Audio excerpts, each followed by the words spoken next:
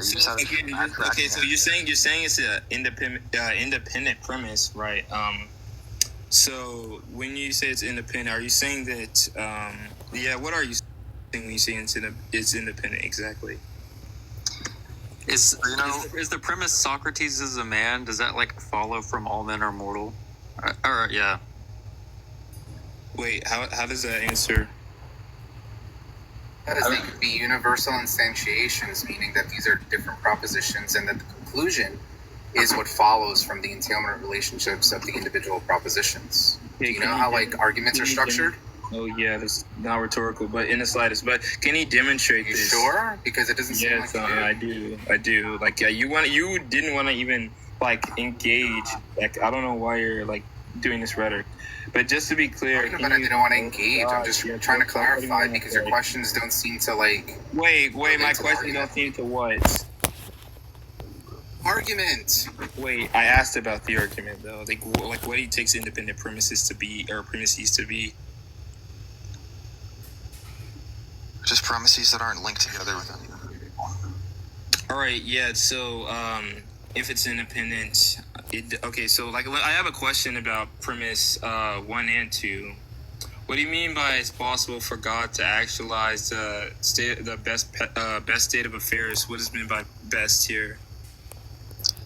We already talked about this. Yeah, that's the problem, right? So, what do you mean by, if you can't define or tell me what best is supposed to be? It would be the world where it's not the case that all things considered, there are things that shouldn't occur, all things considered, I mean. The world in which, can you repeat that again? Well, it'd be the world where there are no things that shouldn't occur, all things considered. The world in which there are no things and things that shouldn't occur, all things considered? Yeah, it'd be the world that refers to moral law the most or whatever. Yeah, and what's going to be this moral law? Okay, let me give you an example. Let's say there's a God, the chair, because it would depend on your view, on your theistic view. Let's say there's the chair God. By perfectly moral under this view, we mean that there are no chairs. He's the chair-destroying God, right? Then the best world would be one with no chairs in it. Wait, hold on. All right, so that was I don't maybe I wasn't tracking the analogy, but can you tell me what you mean by moral? What ought be done? What? Can you repeat that? What ought be done? What? I can't understand what you're saying. What should be done? Oh, I'm sorry. Right. And what is that standard here?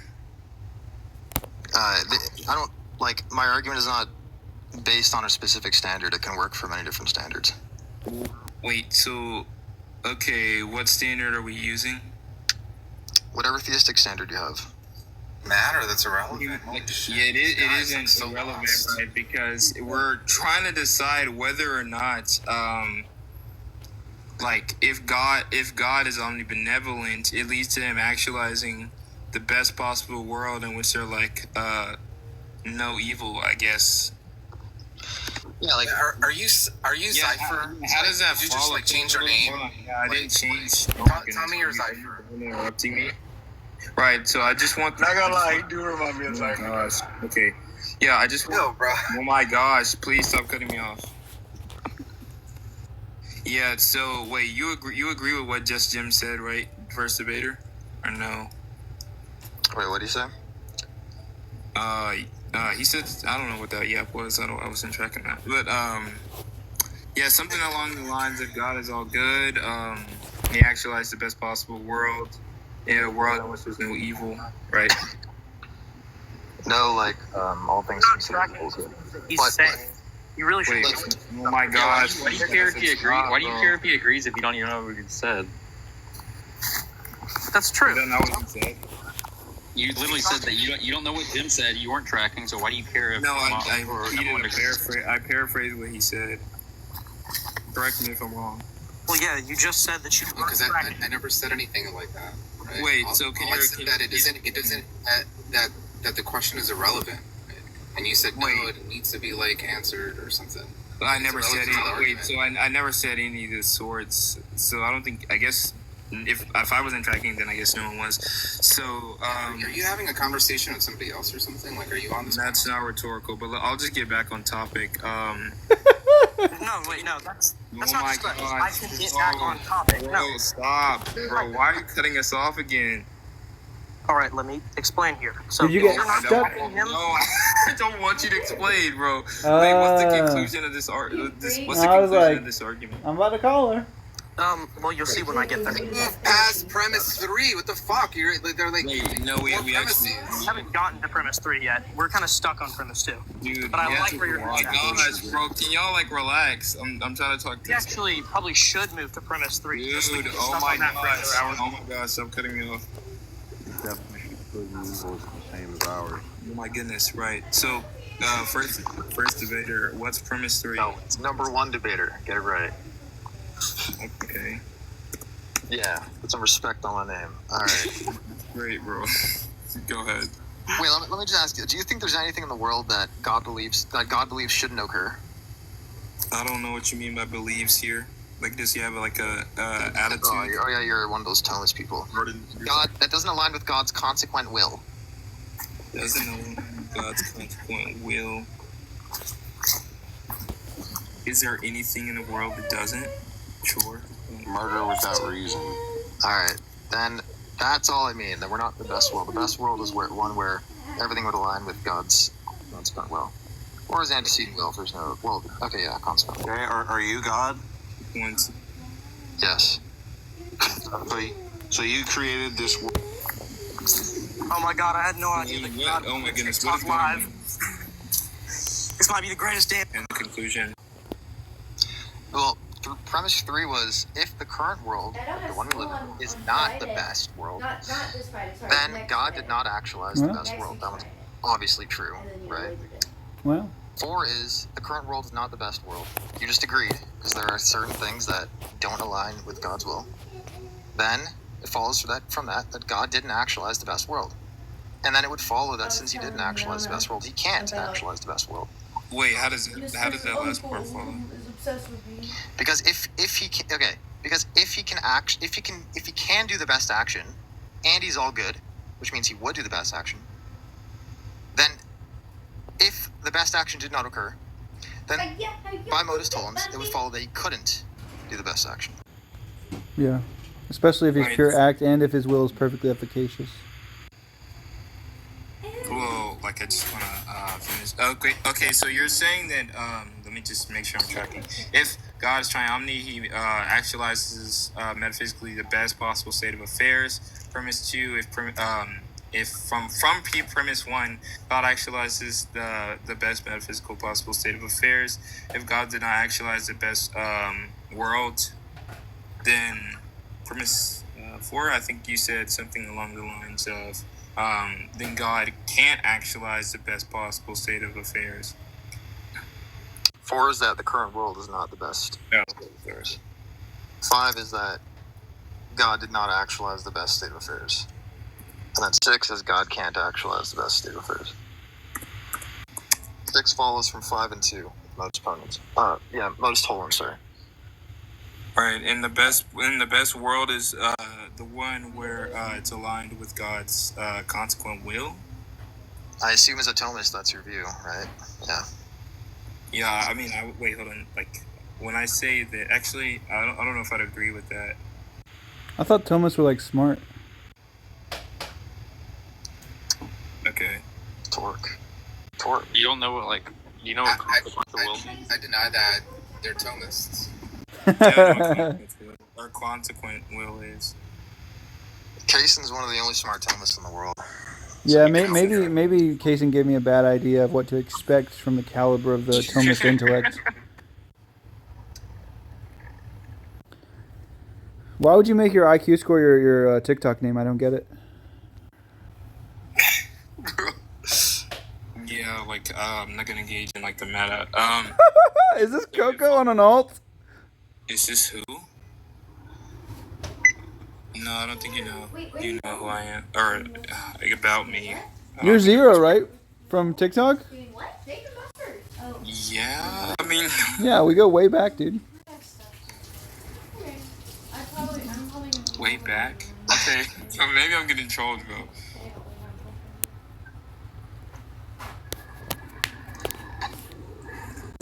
You're like a deflationist Thomist, right? I'm a deflationist insofar as Yeah, we truth. know each other. So just step your game up, okay? You're misrepresenting the bond. All right. Do you have any critiques? I don't know where to go. Oh, wait, hold on.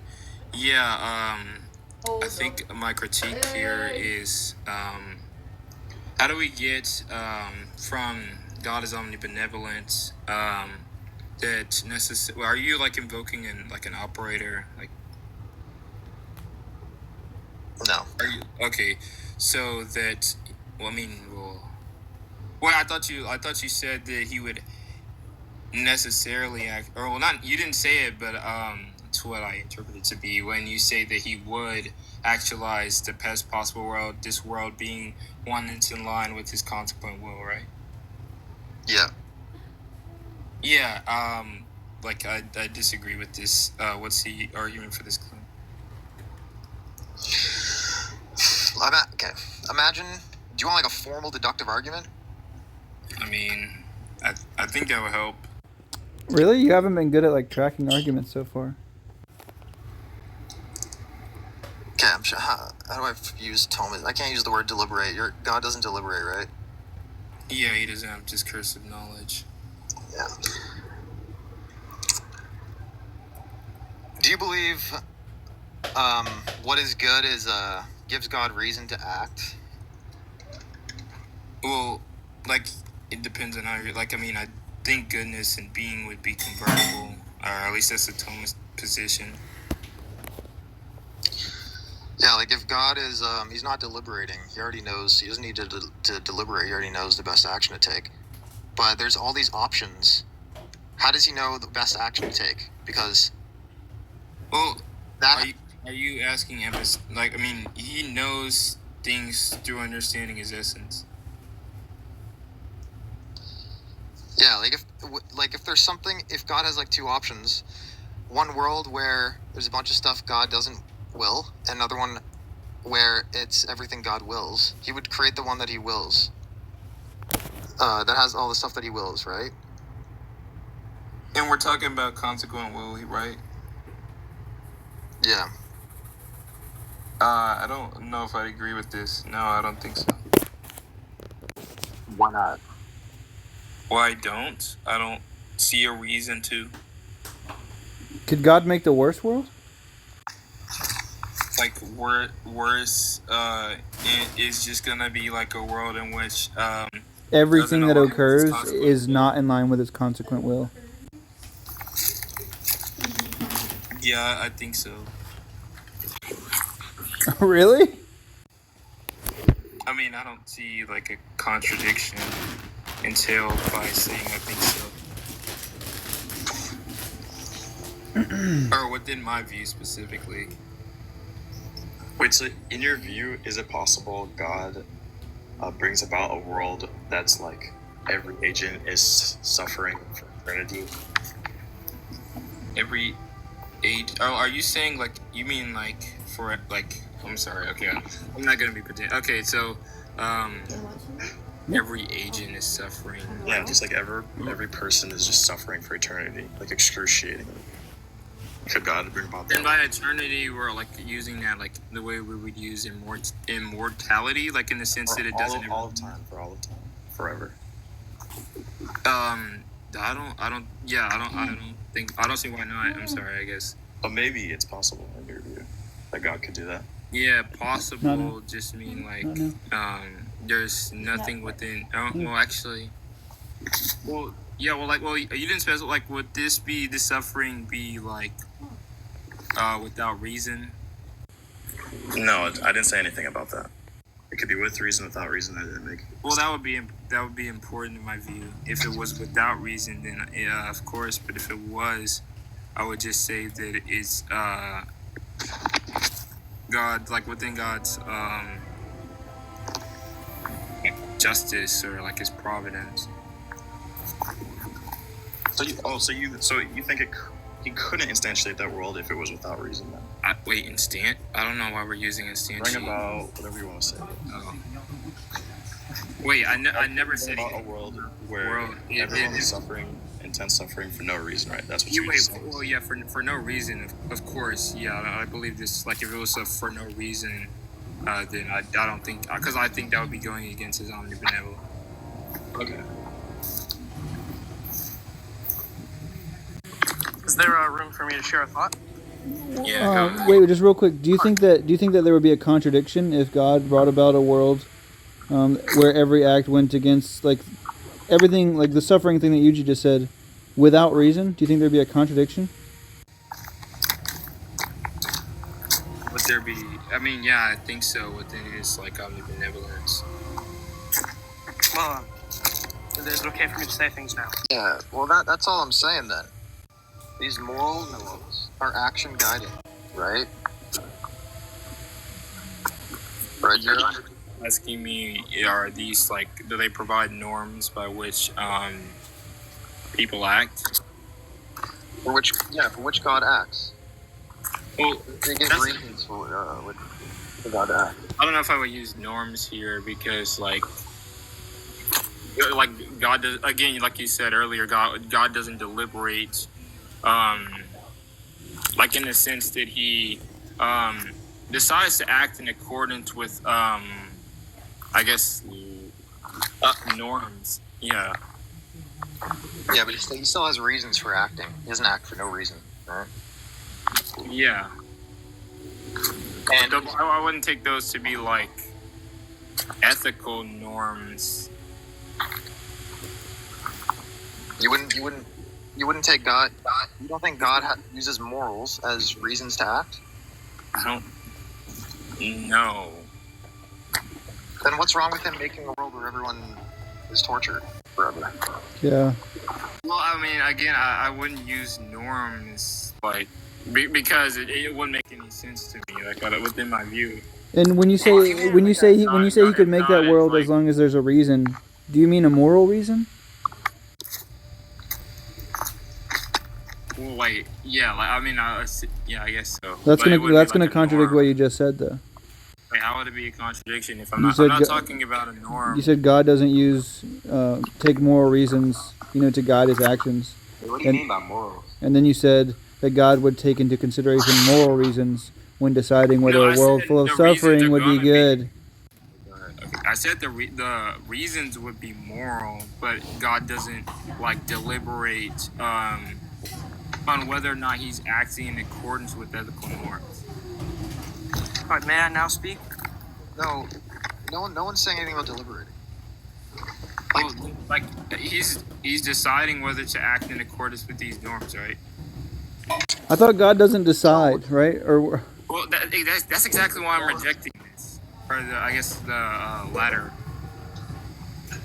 But God is perfectly rational, and that means always acting in accordance with, always acting for good reasons, right? Yeah, so why's your background up? Because you're saying evil and God. You're saying bro, evil just shut up. Bro, wait. That doesn't make any sense. Just shut up. Sure. Well, Yeah, God obviously has reasons for doing things. I'm not saying he's deliberating and going, oh, What the hell is your background?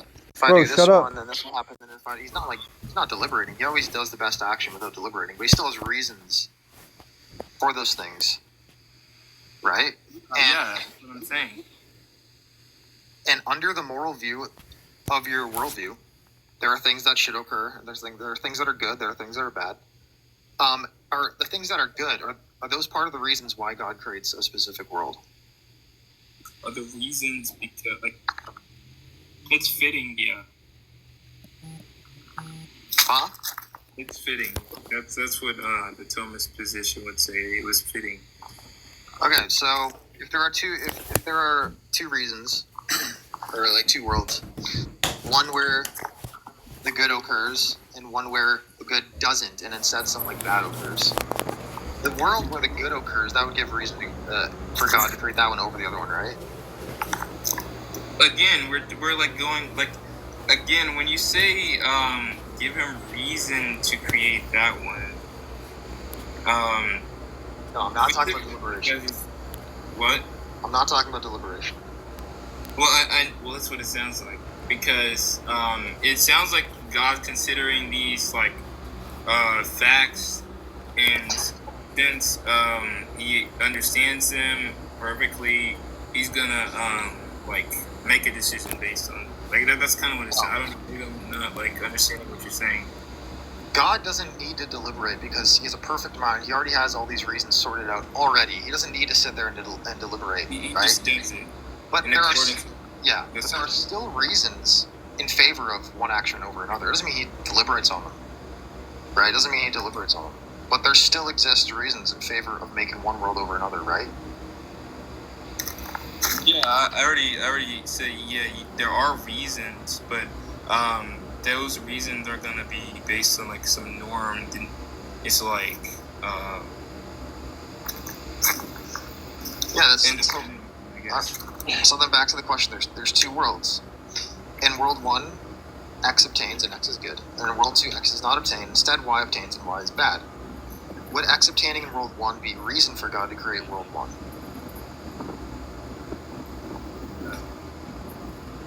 Huh? Yeah. Yes. Okay, then you just repeat that.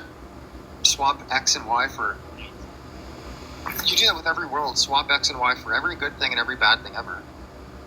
And unless there's some weird, non-good, overriding considerations, then God would make the best world in the end. Wait. Okay. When we like, I mean, when we just say the best world, that's just the world that is in line with this. I'm still confused in how this is like. I'm so confused in this, like this critique exactly.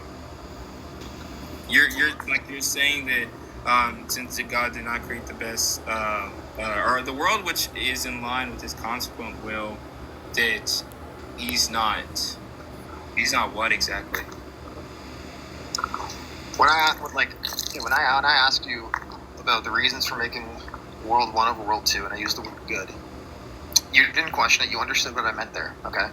Now the best world is just at the end of that process. When you're looking at different worlds to create, obviously he's not doing a process, but we are right now.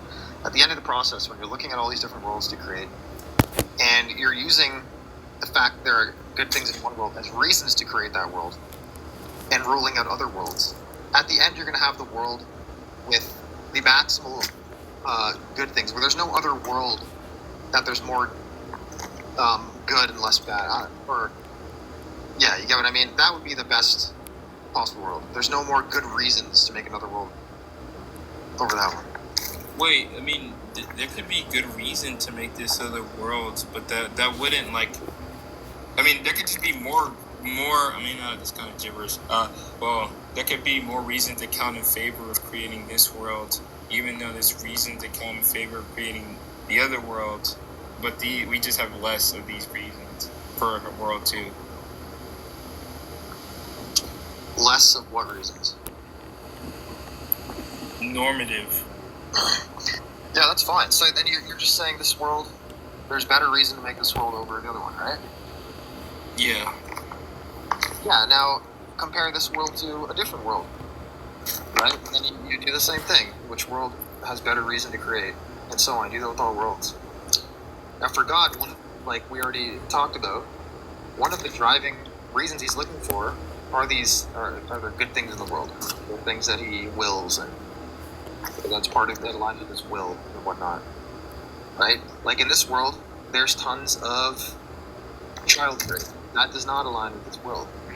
So that would be a reason to not make this world, unless you look at some counterfactual world where child rape doesn't occur, and there's something even worse. Maybe there's 5 Holocausts that occur. You know what I mean? 5 Holocaust child rapists, maybe even. Exactly. Right. So maybe this world actually has more reason to. I'm sorry. That's made me laugh. Dude. Not in the way of like the thing actually, just the way that we're kind of using it. The point is, God uses these goodness. God uses goodness to guide his decision making. I know he doesn't deliberate, but so in the end, if he's perfectly good and all knowing, then he can like assess. I know he doesn't deliberate, but you could assess all the possible worlds if you were all-knowing and all good, and pick the one with the most reason in accordance with the good. That would be the best possible world. But we don't live in that one, because there's things that shouldn't occur. There's things that there are better worlds in which those things wouldn't occur. Like childhood, right? Oh, okay, go ahead. Well, I would simply say he would pick the world he would pick the world that's in line with his antecedent will or his desire. That's fine, but in that world, all that means then is that, like, if God antecedently wills that we have free will, and then, or actually, no, that's a bad example. Antecedently wills that something happened, and then, you know, there's some greater good that comes out of it. Or sorry, if God antecedently wills that something happens, and it doesn't, there's some, like, greater good that comes out of it, then that would be part of his consequent will, right? This almost feels like two people talking to each other. No, I don't really. Wait, how would that? I don't think so, though, because that would still be his. Maybe I'm not. How would that be a part of his consequent will? Like, isn't that all Thomas really mean when they say like, it's part of your antecedent will that a child doesn't get, like, poked with a sharp object, but if it's to give him a vaccine, it's part of your consequent will. I don't think I'm gonna be honest. I don't really know if that's what. I don't know like which Thomist would use that. I guess. Okay, then what do you mean by antecedent consequent will? In line, like will in line with, like, God's desire. God has desires? Yeah, that's how I'm casting it out. His desire. Like, what's the distinction between the consequent will and the antecedent will? I wanna say maybe if I can use, like, a Thomist example. Like giving a test would be like the will of giving a test is exercised by writing it or preparing students for it. So antecedently willing means antecedently willing a failure means to intend a failure or have some individual even before they see their answers. And like consequently is how one evaluates a test given by the students have they have taken it in the sense that to will that every individual pass, I guess. Did you read that? Yes, I did. Good job.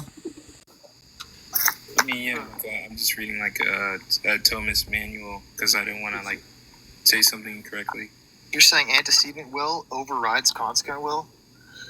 What do you mean? I mean, overrides. It's like the children could all fail the test. You willed that the teacher writes the tests, but the children could all fail. But let's say you will that the teacher writes the test. We also will that all the children pass the test, right? But if the children are going to fail the test, and you allow the teacher to write the test or whatever,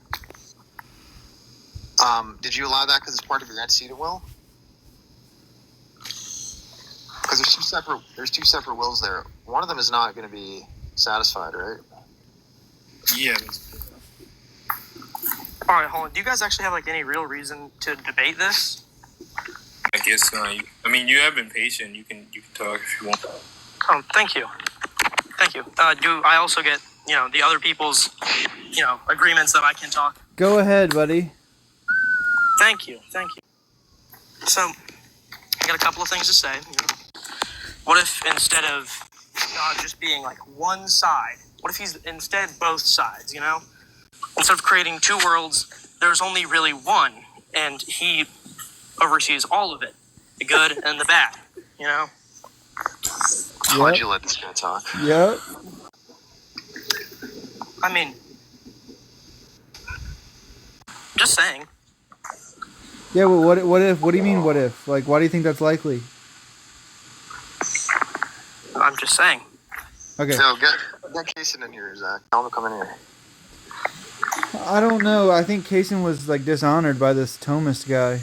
Yo, I actually think that the fact that Thomism is so hard to navigate, it's like probability lowering.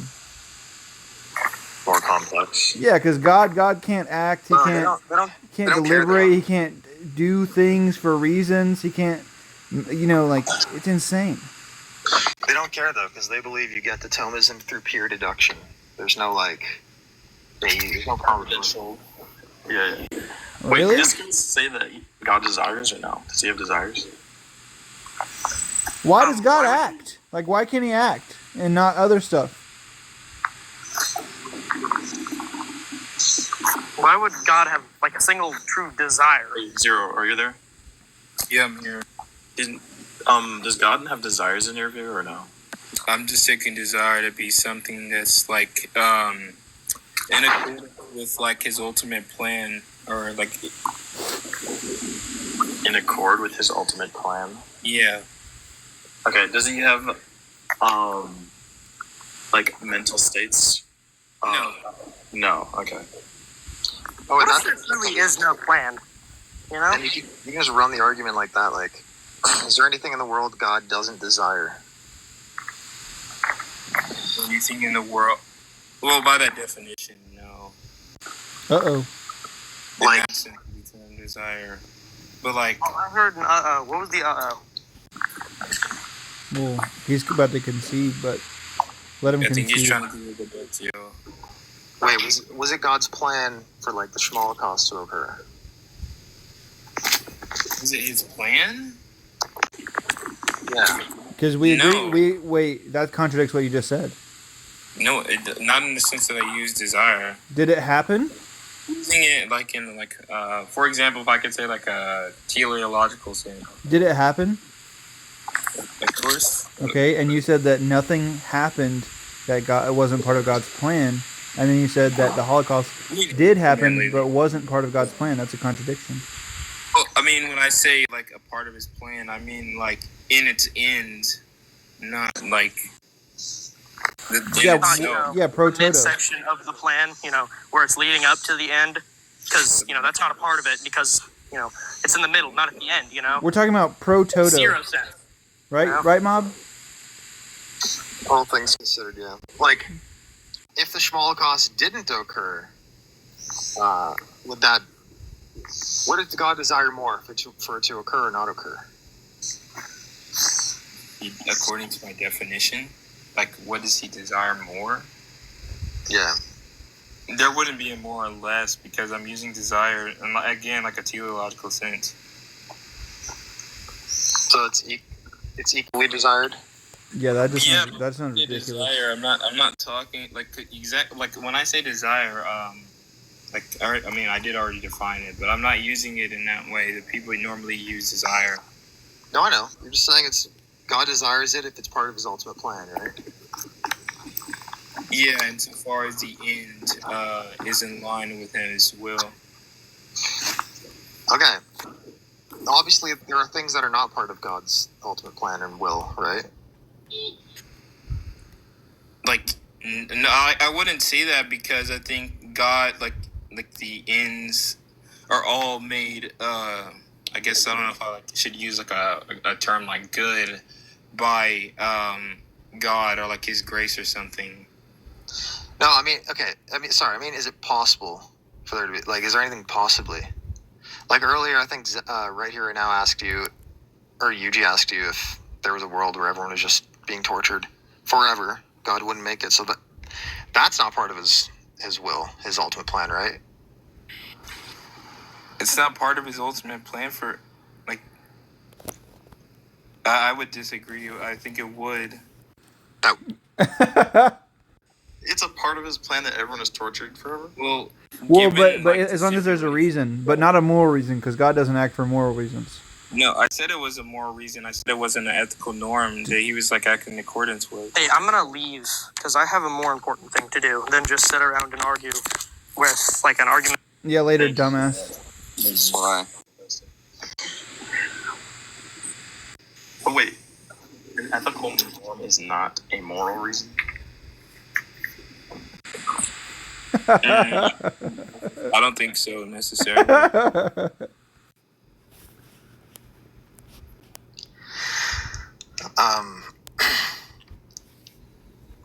I don't know where to go from here now because it kind of sounds like you contradicted yourself there. A lot. Well, no, I think maybe I'm like using like ethical standard in like an idiosyncratic way, or sorry, ethical norm rather. Well, I take norm there to just be guiding someone's action or a thing's action or an agent's action. Like action. Well, no, I take a norm to be like acting in accordance with like a standard, whether that standard be like objective or sorry, I'm using norm like in the sense that the standard is subjective, and that's how I'm using Cason's here. moral reason of this. Cason, you got to get up here. He's not even in here. Oh, he is. God, he ends up coughing. Don't blame God for that, bro. That's your sin. Listen, we need you to explain antecedent will versus consequent will. Yeah. Okay, so you're saying if the Shmolokos, like God's kind of indifferent to the Shmolokos occurring, then basically. Well, what is meant by indifferent here? He doesn't desire one. He doesn't desire one way or another. In the sense that I use, like in the way that I would use desire again. Yeah. Well, actually, sure, I don't see the problem because in both scenarios, in both, I guess we are using possible world semantics. A world in which the Holocaust does or doesn't happen, the ends would all be like in accordance with God's will, or the result would be through God's grace or something like that. Interesting. I find every conversation I have with like classical theists ends the same way. Every single one. Like Yuji, this is like the exact convo I had with Hiro-san. I was just thinking that. I don't know what's on. Like how can God be consistent with one Shmolokos occurring or 999 billion Shmolokos occurring for 999 billion years? And it's like the same attributes like to both. I don't get it. The dog now.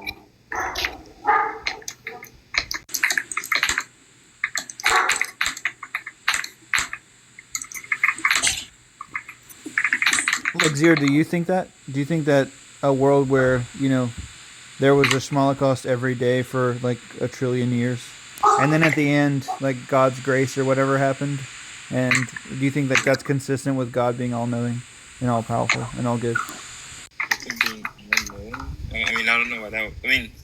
Yeah, I don't see the contradiction derived. I guess. Yeah, but do you think you don't see like any absurdity there? Absurdity from saying that like in like the ends of all things is gonna be like perfected or perfection because it's like God and it's like His will. Yeah. So, but presumably God could achieve perfection whether there's one Shmolokos or 900, right? Yeah, that's what I agreed to because. Well, then if God could achieve the end without the 800 plus extra ones. No, he always achieves this end. Right, I know if he can, right, and you're agreeing that he can. Like, why would it not just be an unnecessary atrocity? Why wouldn't it be unnecessary? Yeah, it seems unnecessary, right? If you can get the aim without it. I could just, I guess, struggle. I don't know, like. What do you like? Struggle is good. Yeah, something like that, I guess. Make someone stronger. I know the answer is not like very. Jason, can you explain the difference between antecedent and consequent will? Antecedent will is like that which is considered in a vacuum, and consequential will is like that which is considered given particular circumstances. So, like, God, like, you might not agree with this, but most people, like, this is an example. God might antecedently will it to be the case that all men are saved, but consequentially will it to be the case that some particular people are damned for their sins. Would, like, the God consequent or antecedently wills that, like, children don't get stabbed, but consequently wills that children get vaccines because it saves them or something like that. Is that an example? Or Yeah. there's like a greater good to it. It sounds like kind of like analogical to pro-toto and pro-tanto. Yeah. Like pro-toto is like the antecedent will, and pro-tanto is like the circumstantial consequent will. Yeah, they all kind of relate a little bit. Yeah, they do. I see what the relation you're talking about. So then, yeah, the best world would be one where everything part of God's consequent will is zero. But it sounds like you're saying that is the world we live in then. Wait, but why wouldn't the best world be the one where God's antecedent will comes true? Because if God antecedently wills all men to be saved, but consequently damns some men to hell, I feel like the better world would just be the one where the antecedent will obtains, right, Kason, or no? Yeah, just in a vacuum, if you're only considering that value, sure, but they might want to say something like the world where some particular people are damned is somewhat more valuable somehow. Maybe not in that respect, but that's obviously what leads a lot of people to maybe being like universalists or something like that.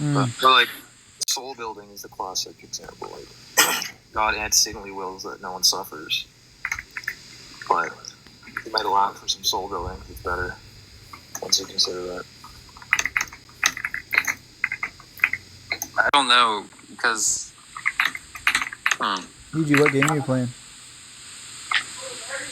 I'm typing up my dissertation. Oh, nice.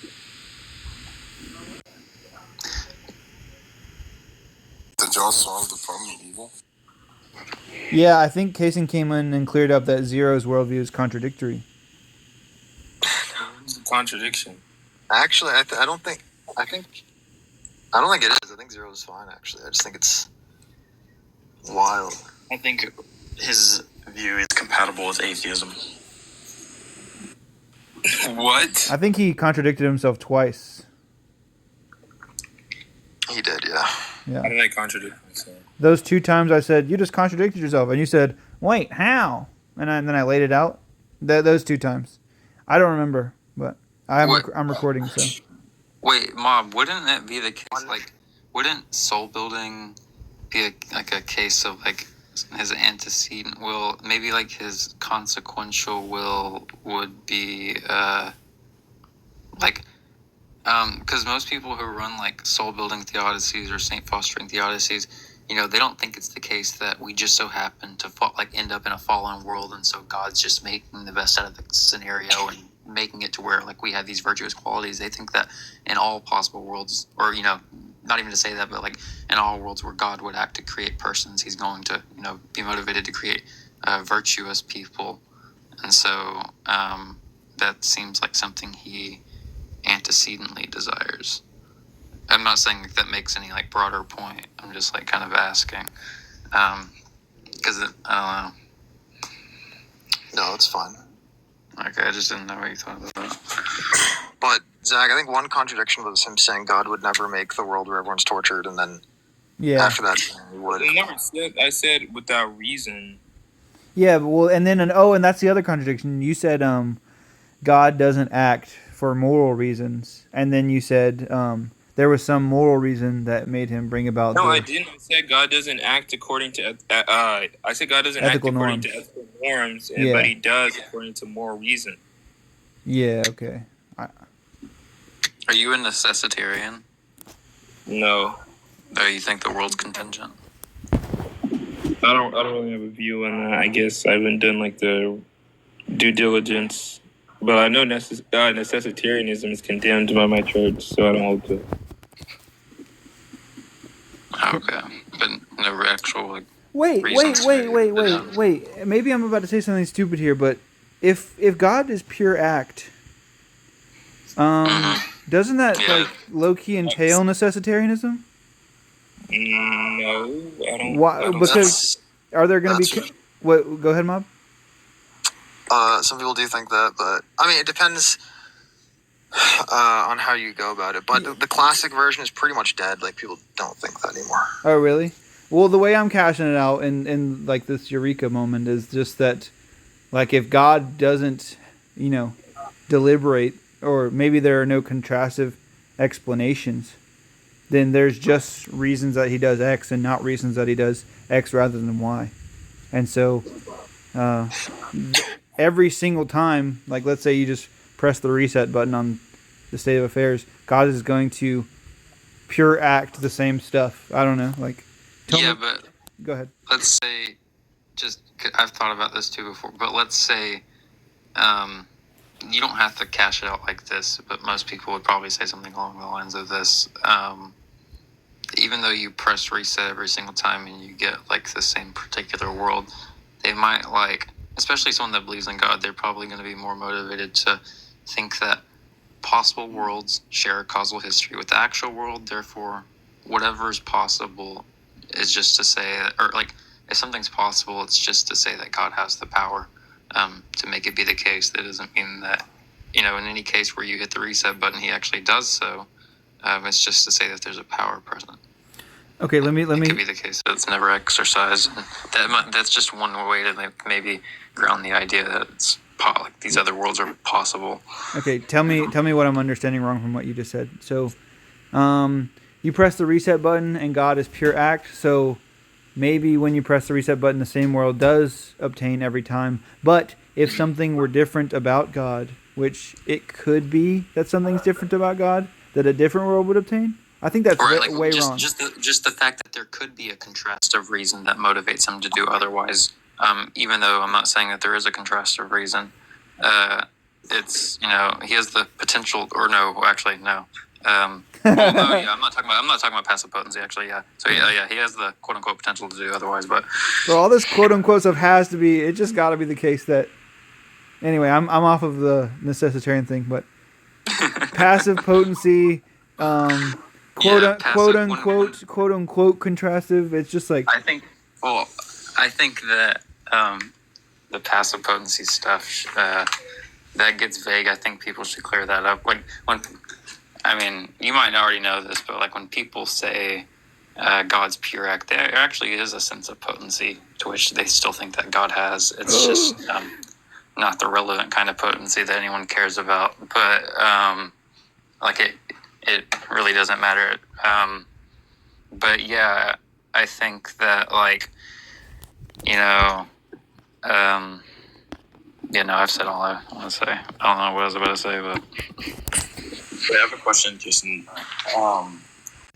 Do you know about analogical predication? You talking to me? Yeah. I mean, he's a Thomist. That's like their whole dictionary. I know. I just don't want to But basically, my question is if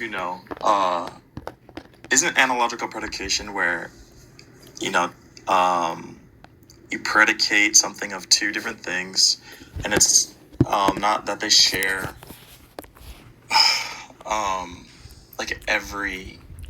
they're not identical in every feature, but it's like one feature that they share. That's probably a bad way of explaining it, but yeah, they're not it's not equivocation, or they're not identical, or univocal. Univocal, equivocal. There's some common property. There's some common property. Okay. And then so if you predicate analogically, do you have to be aware of which common property that they have in order to say that you can predicate that term of both items or whatever? Well, it depends on what you mean by can you there. You can definitely say that words you use to describe God are analogically predicated, and you cannot be aware that. That isn't to say that you should do that. Because it's yeah. predication, but just how we know God through His creation, or come to know Him. Because it's like, if someone says God has a mind or has desires, or but that's analogically predicated.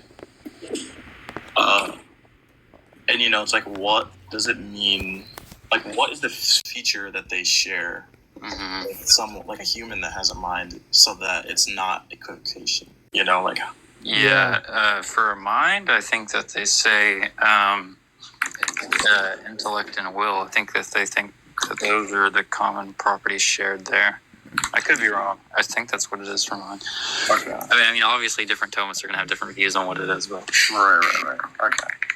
That's one of my biggest problems with theism in general is like it's just not clear that there's any like substantive univocal hashing out of what God is like what is it like what is like I used to run this like this is how we met. I was running the analogical predication argument for like God's knowledge. Like how does God like bootstrap semantic content? Like what does it mean for God to know something? Does he know that 2 + 2 is 4 in the same way that we know? Right? Oh yeah, I remember that. Yeah. Or he does it by understanding his essence. Yeah, so that's just to say that he doesn't know in the same way that we know, right? That doesn't have propositional knowledge, yeah. Yeah, so what does it mean to know? Wait, God doesn't have so. When for me, we're getting in like tricky area here where I don't know how to answer everything either. But for me, like when I think of or conceive of God's knowledge, it's going to be knowledge insofar as it's like the type of direct acquaintance of knowledge you might hear in the literature, where like like it would be an equivocation from like the standard terms of knowledge. I mean, there are different senses of knowledge to begin with, obviously, but Sure. like where you're like aware of something, kind of similar to how maybe you're like aware of particular things via your like perceptual Yeah, faculty. like I was confronted with red, therefore I knew red. Like something like that. Something like that. Or I mean, that's just my view. I haven't really looked into that too much, but Well, I feel like that's. I mean, I don't know that. I'm trying. I want that to be satisfying, but it's not really satisfying. But I mean, yeah, if it's not, I completely understand. But I just feel like if omniscient means all knowing and God doesn't know in the way that we're understanding what knowing means, I think a lot of people just misunderstand and think that God like knows all things the way that we would know all things if we were acquainted with all things, right? Right. One thing I try to say in order to, I mean, if you don't like, you might just think that all of this sounds implausible because you don't think that God exists already or something like that. But one, like, if you already like kind of get the gist of like how God's typically conceived of, I think that the way to motivate like a view away from like a propositional view of knowledge is like we only cash out knowledge propositionally because we have a mind that I could be saying something wrong here, but like because we're in a particular position to which we have to represent reality. We aren't reality. I mean, like there seems to be some sort of a defect there. Like we're participants.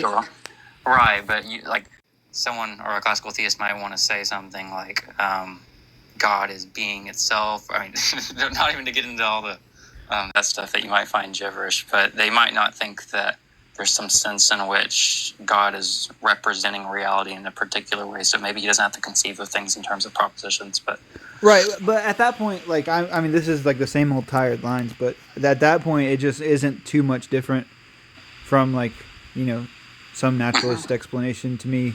But there's just like some motivation there. Like I don't really know what it means to say that God is being, except that there is being. And I agree with that. So I really don't I don't understand enough to know how to go about fleshing out what I disagree with there. Can we just say something like God knows all things insofar as he's the efficient cause of all things? Yeah, but like if God where do you get these things? Like, do you think God is like loving? Do I think God is loving, or is yeah, God? Is that like that's not a Thomas Thomist thing, right? Say God is love, not he is loving. Yeah, because Yeah, that's just identical to his And essence. love there, is that analogical predication as well? Like, you don't mean love like the way that people mean love. I don't know if I would say it's analogical predication. That's a good question. I mean, because analogical predication to me, like when I use the term analogical predication, usually I'm talking about like the Trinity and how the divine names are applied. I don't know if I would like use the term analogical predication. Well, like, I guess that's to say that, like, it doesn't. God is love. He's not love in the same way that, like, I love my fiance or something. He's not. It's not. It doesn't mean the same thing. It's not univocal. But you're not saying something like, yeah, God is love, and by love I just mean that, like he has. Okay, I see what you're saying. Yeah. I mean the distinction. Sorry, I mean analogical in that it's not univocal, but you're not like dishonestly equivocating. Yeah, we only make like we would say that it's gonna be like virtually distinct and not really distinct. So it's only distinct insofar as the mind's conception of it. Like it's really it's just anything in God is God. Like how long do you have to be a Thomist before you like understand what's even being talked about? Like a little over 2 years, I think. Bro, if I was like committed to a view for 2 years where I was just like every word I say, they're like, oh, not really. Oh, no, but you can't, not like that. Oh, no, you said something there that was true, but the way that you're saying it's just like virtually different, not conceptually different. It's just like quote unquote different, right? So we got to be careful because conceptually different things can be virtually different, but they're not quote unquote different because God's pure act. It's just I would just like, it's got to be probability lowering. I'm just saying.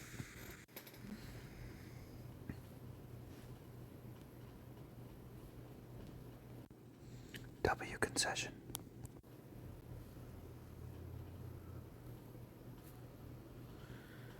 Oh, what's up? What's up, Jrob?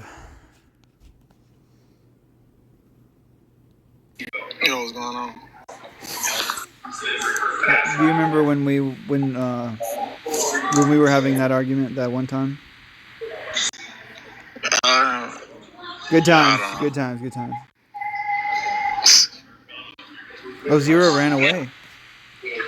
I'm a runaway? No, Zero ran away. Oh yeah, he said take care. Yeah. Little gears. What's up, guys? Why is the Christianity illogical? Yeah, me too. You gotta ask an atheist, not everybody has an answer. What? Wait, Yuji, we could pull the best move right now. What? Wait, never mind. Mom's back. I was about to say if we leave, then it'll just be 4 Christians on the panel, and Trey will have to sink or swim. I was just thinking that. Wait, Trey, are you there? He pulled an AR. Yo, Trey, are you there? He's not there. He would have answered you the first time. Maybe he's running to his phone. He's not. Maybe he slipped. Trey, are you there? Maybe the lights flickered when he prayed about it. He's there, but not like in a literal sense. And like if you, it's like virtually the same, but not conceptually the same. So you're actually only analogically predicating, but it's in a univocal sense. If we're talking about the spiritual sense of the word and the essence of the word, right? It's pure. It's insane. Zach, don't post that video. I'm gonna. And actually, this is gonna be in it. No. 58 minutes and 57 seconds I've been recording so far. Look, it doesn't matter if you think that you did well or not. What matters is that there was good conversation. So, when are we gonna get Mob versus Apollo? Since we already got Mob versus Hero-san. I don't want to debate Apollo. Yeah. Hey, Mason. Bro, I'm done. Wait, is Apollo a Thomist? No. I thought he was. I thought he was like. Is he a classical theist? Islam. Yeah, he is Muslim. Yeah, I don't know. It's a classical theist.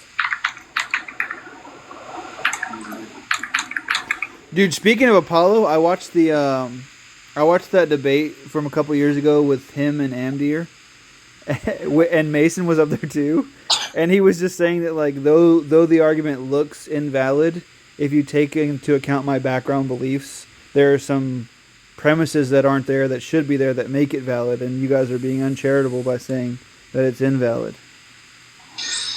Wait, Jrob. I'm sure that was all gibberish, by the way. Yeah. Jrob, you didn't answer my question from before. I'm sorry, what was that? You didn't answer my question. What was the question?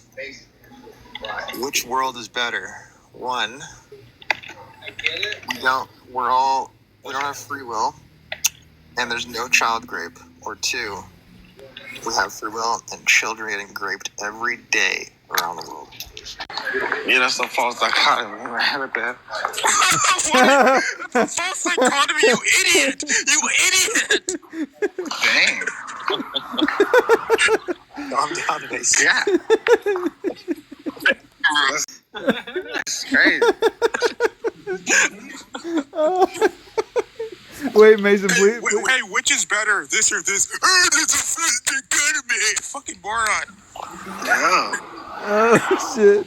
Yo, somebody needs some freaking counseling, bro. You alright, bro? If you had to choose a favorite color, J-Rob, would you choose red or blue? Well, no, because False dichotomy, bro. Yeah, it's a false dichotomy. I am literally done with fucking morons like this being here. This guy is so stupid. What the fuck? So I'm sorry that you're just jumping into this particular question, but this was originally in the context of a argument that he was making. So that's the reason why I'm saying it's a false dichotomy.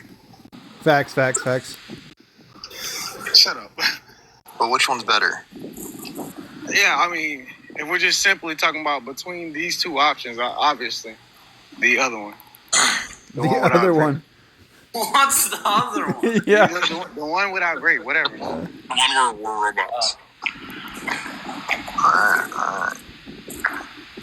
Wait, that means that there's a reason that you think that's worth the sacrifice of, gotta go with the child grape world. You said there's something worth the sacrifice? Yeah, there's something worth picking the child grape world. It's love. Love. How do y'all, like, I don't know. I just think that, how y'all tolerate this dude? These is weird. Well, I've asked Mason privately before, and sorry that I'm going to spill the beans, Mason, but I've asked him if curb stomping dogs was morally neutral, and he said no. He said it was morally bad. But then I asked you that question, J-Rob, and you said it was morally neutral because they don't have souls. So. What? No, that's false. I never said that. Okay, So, tell me how you feel now. Is curb stomping dogs it's morally it's bad? still immoral. They're both still immoral. Right? Even again, I never. So I don't just hold like I'm agnostic on whether or not they have souls. But if they didn't have souls, they still have value, and you are morally obligated to take care of animals. So. because of love. No, how do y'all like? Does he? I Like, think, do you guys think he's like? No, real talk. Do y'all like think he's funny? Or I mean, I know he's I think he's really smart. Yeah. Yeah, he's smart. He's Yeah. smart. Like he got the Phil Bro stuff. Like, I mean, I think he's kind of funny. A lot of smart people aren't really, really, really, really funny, but that's why they're so smart, you know. But I think he's but kind when of funny. he does the things that he does, like, do y'all think, oh, that was good, or no? Like, I mean, we all busted out laughing. Yeah. Is it Listen, crazy? here's what I think. Okay. I think they love me. Okay. All right. That's all. Wait, but J-Rob, I'm glad that you changed your view from it's morally neutral to curb No, stomp dogs. it's never been my view. That's never been my view. I mean, it's recorded. It's on my YouTube channel. No, I mean, plug it up or tag me. Plug it up. What are you doing later? Tag me in it. Jay, if I remember it, I thought you said like deer burning alive in forest fires and bad because they don't have souls. No, I said that there's a greater good, because when we were talking about that, then we were trying to say that there's what was your argument with that? Because because I remember saying that we believe that there's going to be animals in the afterlife. So any suffering that any animal endures is not going to be like I swear you're saying. I swear you're saying they weren't conscious. Like they don't. You weren't even sure they were conscious or something. You torture the animals and then you pay them back with mud baths in the afterlife. Yeah, so again, I've said this multiple times. I'm agnostic on whether or not they have souls. I don't see anything, given in Revelation that they do have souls. So yes, if they don't have souls, then yes, the implication would be they're not enduring any suffering. Oh wait, so why is it wrong to impart an action on something where during that action they will not suffer? Because they still have value. Oh, okay, but not moral value, right? This guy is a joke. Yeah, this guy is a joke. It is crazy. Okay. I get that they have value, but what kind of value do they have? Not moral value, obviously. Yeah, yes. They're like, if something is, let's say, do you think do cars have moral value? Nah. Okay, but if but that's easy because cars aren't in the Bible, so they can't. They definitely don't have souls. If the car is mine, right, it's not your car, right? Is there not some moral obligation for you to not take my car? Yeah, but that's a moral obligation on me, not on your car. I don't think that your car has moral value. Jrob, if we okay, so well then in the same sense, there's more obligation on us to protect and try to care for animals. Jrob, if we're walking down the street and I pick a leaf off a tree and rip it in half, and we're talking and walking, you probably wouldn't even care. You wouldn't even notice, probably, right? Mm-hmm. Right. Now, if I were walking down the street and I grab a squirrel and rip its tail off and throw it off to the side, would you feel the same? No, obviously. All right. Is that what? He'd probably laugh. Yeah, right. I'm just kidding. Wow. You said what? Fuck, I forgot what I was gonna say. Now, if you snapped that poor squirrel, Jrob would look at you and smile and think how beautiful God's creation is. He would lick his lips. That he's a sadist. I mean, I know some people eat squirrels, so I mean, He also keeps DMing me dogfighting videos, and it's just. Wait, Jrob. What do you think Jrob's IQ is? I think it's below 100. Oh what do you my guys God. think? I got some classic, Michael Vick videos, man. Yeah, exactly. He had the Falcons jersey on and everything. Yeah. But Jrob, I'm just curious. What if God came down and he told you animals don't have souls, but they do? They are conscious. They do feel pain. They don't have souls though. Then okay. Would it be wrong to curb stomp a deer? Bro, it's wrong either way. Whether or not they have souls or whether or not they're conscious, it's still wrong. So I'm not sure what you guys. Why is it wrong to rip the leaf up, but not? Or sorry, why is it not wrong to rip the leaf up, but it's wrong to rip the tail off? Yeah, because the leaves don't have. We haven't been given the command. We're talking about. We haven't been commanded with love from God. This was kind of weird, bro. I think. Were you trying to go the route that plants are biotic and animals are biotic? Huh? I was asking Mob if his point was that plants are biotic and animals are biotic, and if you're saying that, animals don't have souls and they're just made up of cells, then they have the same moral worth as a leaf. I just think if you don't have, their suffering or them having a soul as a reason for why it's wrong, then it should be okay to just torture animals. It should be okay to rip it. No. Why? You're saying it should be okay, right? Obviously you're not God, so I'm going based off of the morality that God has revealed to. Well, God just texted me and said it was okay, so. But where does? Oh, I guess the Bible says to treat animals well or something. Right. Right.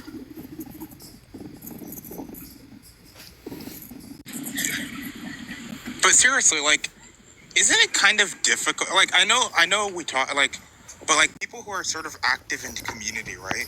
it's kind of hard to find somebody as dumb as Jrob, isn't it? Yo, chill out.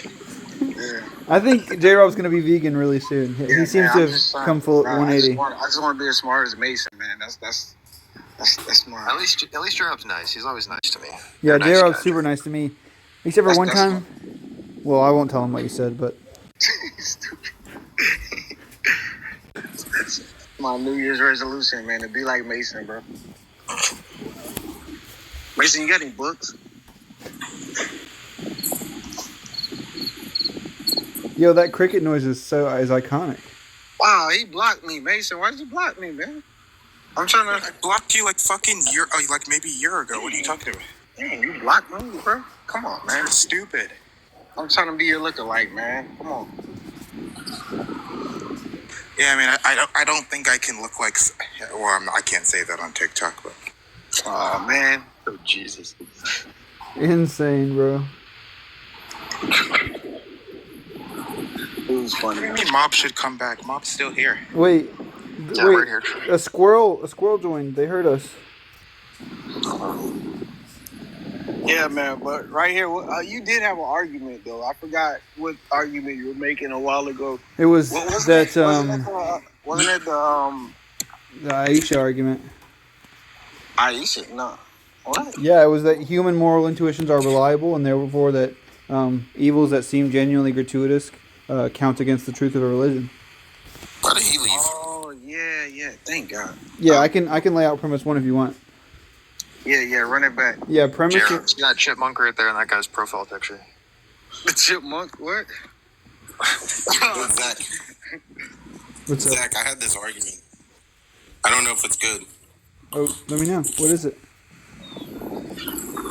Yeah, so the first premise is, it's in response to, like, people saying that God wants to, like, do these good things and it requires evil. So, premise 1 is if a being is all good, then it fully desires to maximize goodness. Premise 2 is maximizing goodness requires the existence of some evil, which just means that things are going to occur for free will, virtue, redemption, courage, etc. 3 is if a being is all good, then it also fully desires that evil not occur because evil directly opposes good. 4th premise is a being cannot fully desire evil not to occur and fully desire something that requires evil to occur. And then the conclusion, therefore, an all good being cannot both fully oppose evil and fully desire to maximize goodness. Just like listening, I think there's a lot of things people would be able to get away with disagreeing with. But namely, like, I don't know why an all good being would require a little bit of evil to make the good that much sweeter or something. Well, I just let them bite that bullet from now on because they want to say that, like. Oh, right. This is an argument that you more deploy valuable. when somebody says that evil exists because without evil, the good wouldn't seem so good. Yeah. So, like, if evil, like the world where no evil things happen, you don't get virtues like redemption or courage. Or bravery. Yeah. Yeah, it's not about the good seeming so good. There are certain goods that can only come, if an evil is actualized. Yeah, but this is just the grenade example, right? Like, would you rather people be able to jump on grenades and be brave, or never have anybody jump on a grenade but nobody would know that they were brave? Yeah. So, like, Jrob, in the world where God creates the world and nobody freely does any evil, that world is just going to be less valuable. So God just wouldn't value that world. You said in a world where nobody freely does evil? Is that what you said? No, everyone just freely does good and they never do evil. You're saying that world wouldn't be valuable? I'm saying it would be less valuable than the world where evils actually do occur.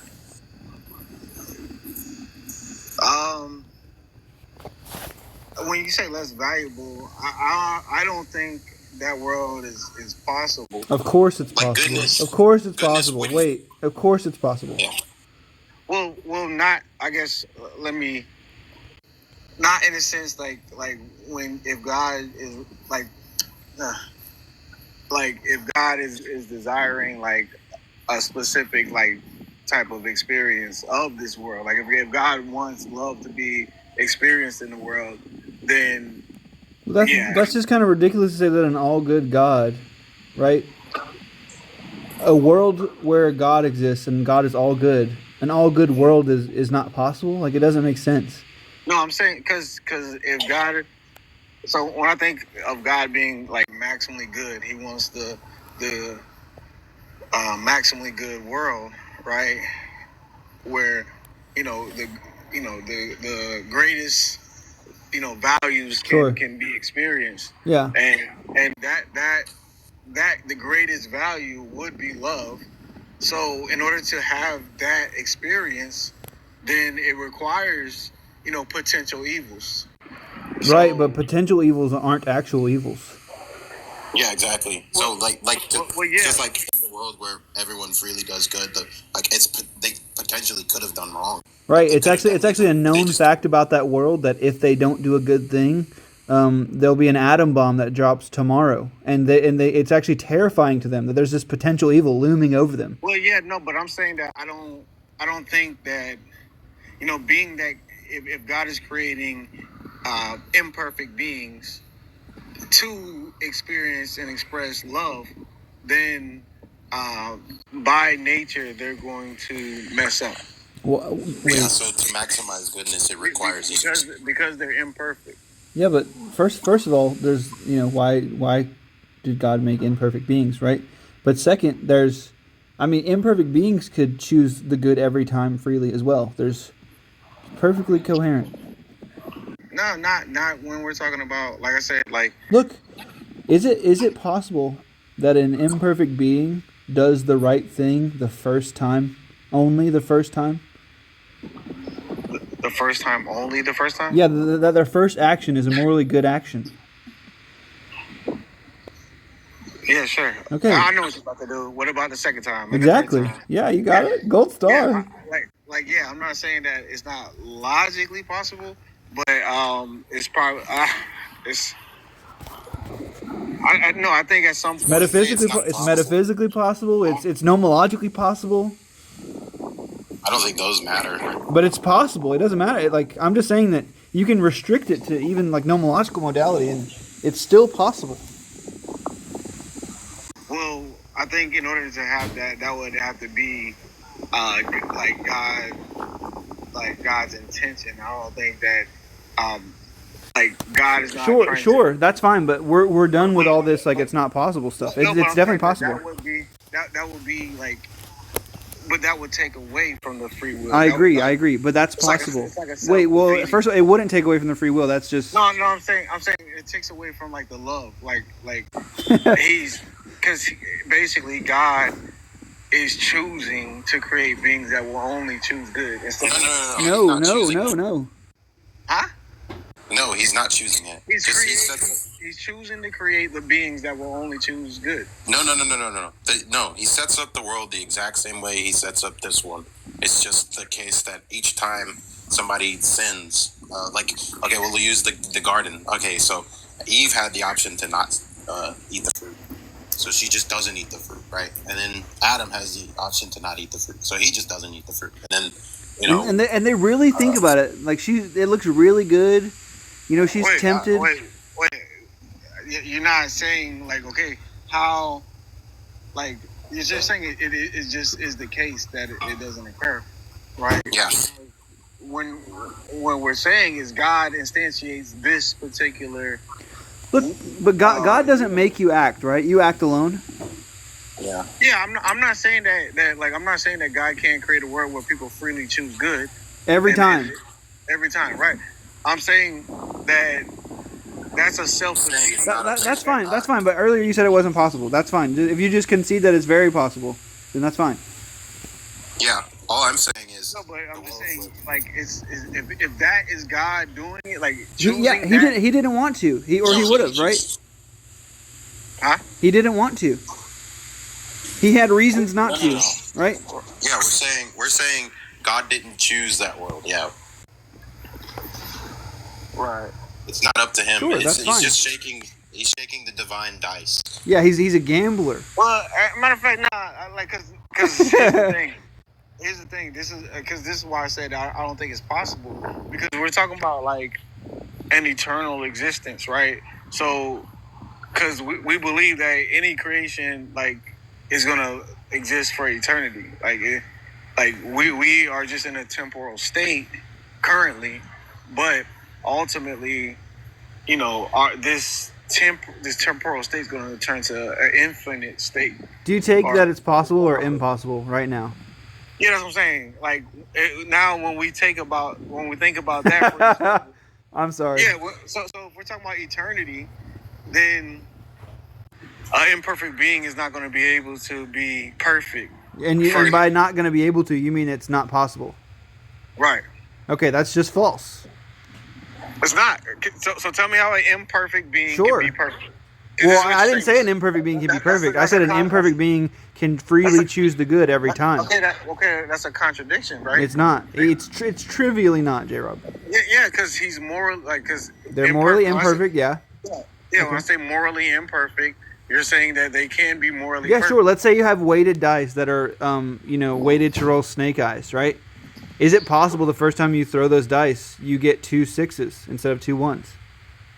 Sure. Yeah, and it's possible the second time too, right? Even though they're weighted and they're imperfect. No, that's not. No, that's not. It's not imperfect in the sense that we're talking about. Well, I'm just using an analogy because there's only 12 things that those dice can do.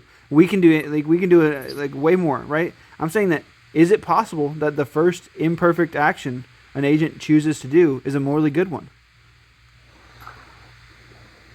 Yeah, the first. Yes. Okay. Cool. I know what you're trying to say. Yeah. Then you agreed that it's possible.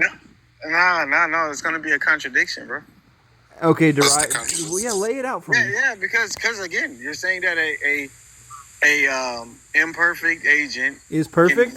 Can be perfect. No, we're not saying they're perfect. They're imperfect.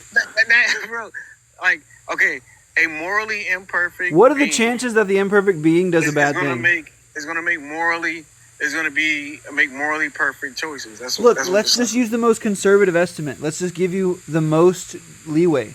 Let's say that imperfect means there's a 50% chance you do something bad and a 50% chance you do something good. Is that fair, or do you want me to go even more? It doesn't even have to be 50-50. Sure, yeah. 75% they do bad, 25% they do good. Okay?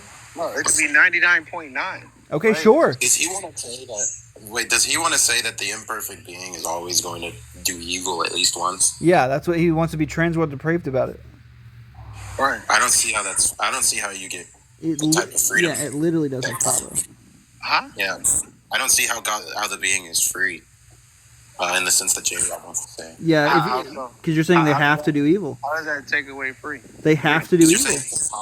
You're saying it's impossible for them not to do sin at least once. Right. Yeah, that's just not true. We've demonstrated that. Wait, so how you said how is this taking away his freedom? No, we're saying that it takes away their freedom because this agent has to do evil. They have to. But how is this taking away their freedom? Because if you have to do something, then you're not free. That doesn't mean you're not free. That just means it's just the case they couldn't do otherwise. It just means that you're incapable of being perfect. Yeah, let's say that what your entailment is true, right? Wait. Let me just get this off. I just thought of this. Let's say that your entailment is true, and right there's a set of actions that an imperfect agent is going to do throughout their existence. Okay. And luckily, they get up to their last action, and every action they've chosen so far has been to do the morally good thing, right? The last action, you're saying they have to do a morally bad thing? You said have to. They're incapable of doing otherwise. Yeah, they're incapable of doing the good action if they've done a good action every time, and this is the last action. Right. Yeah. Yeah, that's just blatantly either false, which it is false, or it like denies them free will, especially libertarian free will. Bro, like if I can't fly, that's nomological. I don't care about that. No, I'm saying, That's okay, a nomological I got constraint. wings. I got wings, but I'm incapable of flying. No, J-Rob, that's Right? nomological. Oh my We're talking about God, bro! logical. Look, you're conflating these terms. You're conflating being that is imperfect that always No, but chooses I'm the. saying, Wait, sorry, no, J-Rob. I'm Wait, just wait. saying, No, wait, having the wait. It was capacity. my turn. Well, no, I was in the middle of saying Okay, something. go ahead then. Like you're saying it's nomological. No, and I'm just saying, like, yeah, that I'm using a nomological, example, but the point still is having the capacity to do something doesn't mean, or not being capable of doing something doesn't mean you don't have freedom. Wait, ought humans do good? Of course. Okay, does ought imply can? Yeah. Okay, then you just defeated your own argument. No, you can do good. That doesn't mean that you're all. Yeah, if you can do good, then you can do good the second time. Okay. And the third time. And just repeat. Yeah, so then we get to the last action, and you're saying they have to do evil, right? You keep saying have to. No, they're just incapable of not. If you're incapable of refraining from stealing, right? Are you gonna steal? Yeah, I'm going. Yeah. Yeah. Okay, so you have to steal. I don't have to steal. Look. You're Just okay. Then you're equivocating. All we mean by have to is that you're incapable of refraining. Huh? All we mean by have to then is you're incapable of refraining. Yeah. I'm incapable of refraining. Yeah. You can't not.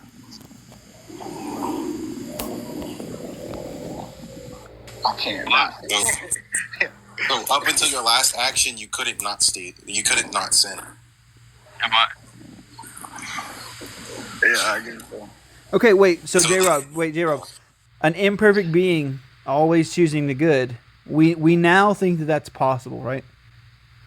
No, I still don't think it's possible. No, he thinks that if the being does the right thing all the way up until their last action, then their last action has to be a sin. And then he's gonna say, it doesn't have to be. What's the context behind this? We're talking about like problems of evil. At this point, well, I guess they're trying to get me to say that basically we're capable. Well, my claim was that an imperfect agent can't be perfect. That would be a contradiction. Of course, that would be a contradiction. But you're equivocating. Wait, J-Rob, you're equivocating. You're equivocating. We're saying the being is an imperfect being the whole time. There's always a chance they're going to do evil. It just never obtains. And you're saying this imperfect being is a perfect being? Don't you see the fucking contradiction? And yeah, that would be a contradiction. But you're conflating terms. We're not contradicting. A contradiction in what? A contradiction in what? Like a P and not P. Yeah, imperfect being perfect. Yeah, that's a contradiction. I get it. What is that? I mean, what's the context behind that, though? It's just a logical context. It doesn't matter. P and not P. It doesn't matter. Right. So yeah, we're arguing, I guess, that God could have created humans that always do good and freely only choose the good. Yeah, imperfect beings. He didn't want to do that. He says it. That's fine if he doesn't. That's fine if he doesn't want to. I agree he didn't want to, because presumably his will is perfectly efficacious, and that didn't obtain. So I agree he didn't want to, but to say that it's impossible is simply false. And no, it's not that it's. No. So you take it that it's impossible? For me? Yeah. No, I'm saying he's a perfect being. He can do whatever he wants. Is something? Wait. Okay. So he can do whatever he wants. Quoted you right there. Yeah. Is something that he could want a world where libertarian free creatures always freely choose the good? Yeah, he could do that. Okay, so it is possible, right? Yeah. So you and J-Rob got to have that conversation then. Yeah, it is. Well, It's just. like I never said that that's not possible. I already said that that's possible. But I guess but you're not. Bro. What's it called when you get somebody in a contradiction, but the contradiction is saying that something is possible and impossible? No. Because you remember I said that that's not like what he wants, right? Because I said I agree. It doesn't matter. Like, it's trivially true to say that's not. But I'm saying to get. So basically, what I was saying, to get what God wants with regards to like love and whatnot. I agree. But to be I good, agree. well, I to agree. be I good- agree. Wait, but J-Rob, These but you agree that require- that's just not going to be substantive as to what I was saying. Here's the thing, though. To be good is not to be absent of evil, though. I don't care That's about just that. not I don't what care that about. Look, I'm saying that these humans have the capacity to do evil. They just don't. Wait, what are you talking about? Yeah. Yeah, for We don't like just have the capacity; we have the desire. Like to do liberty, evil. liberty. yeah, look, for all x, where it's the case that x is an evil action, x does not obtain. That's what I'm saying. Repeat that again. For all x where x is an evil action, x does not obtain. That's all I'm saying. If X is an evil action, what are you talking about? For all Yeah, x it's too where wild. x is an evil action, x does not Yes. obtain. So replace x Obtain with what? any evil action. Obtain what? But does not obtain what? Obtain a positive Evil action. ontological status. It's like existential, like What? What are you talking about? X does not obtain what? replace x with an evil thing, bro. Holy shit! Obtain just means occur. You're just not tracking Liberty. I think Jrob is saying, in virtue of what is a being imperfect if it never does anything imperfect? If it never does anything imperfect. Yeah, in virtue that it's not perfect. But what do we mean by not perfect if it never does anything imperfect? Probably we would mean something like doesn't have all the great making properties or something. I don't know. Well, in this context, we're just talking about like moral perfection. We're talking about morally, yeah, right. Yeah, look, okay, something is morally perfect if and only if it does not have the capacity to do something morally imperfect. Something is morally perfect. See, I don't think that's how most people would cash out moral perfection. Moral perfection would be a being is morally perfect if and only if it always chooses the moral action, right? Wait, so a morally perfect being can like have the ability to commit like 10 trillion atrocities? I don't see a contradiction there. Well, I don't see. I'm not saying it's contradictory. I'm just saying that, like, presumably, we don't think that God is, like twiddling his thumbs about, like, World War III or like ending world hunger. Well, I think there's people that would say God can't choose the immoral action. There's people that would say God always chooses the moral action. I think both are at least. I think the stronger notion would be that he can't.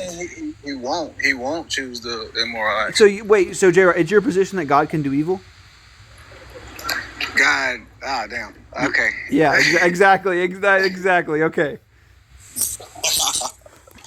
I mean, I guess when we say God can do evil, like there's some I don't know. It's like God doesn't do evil in the actual world. Well, I would say it's like he can't do it because he won't do it, right? No. That's just to swap out terms. No, because it's just like if. Okay, then let's just hear you say it, Jrob. Like it's the case that God could do gratuitous evil. Like I have the capacity to hurt a person, but because of my good nature, I never will. Wait, Jrob. Do you hold? Zach was just talking about. Do you hold the DTC? The what? Divine Command Theory? Divine Command Theory? Yeah. Do you think that God is the arbiter of morality? Not in that sense. I believe his nature. Okay, and you think his nature could perform gratuitous evils? Can perform gratuitous evils? Yeah. It's in line with God's nature that he could enact gratuitous evils. Of course not, right? He has the capacity to. Look, you're saying God can do evil?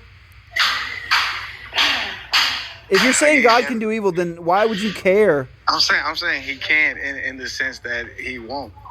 No. Can't here is going to be like modality. It's going to be invoking modality.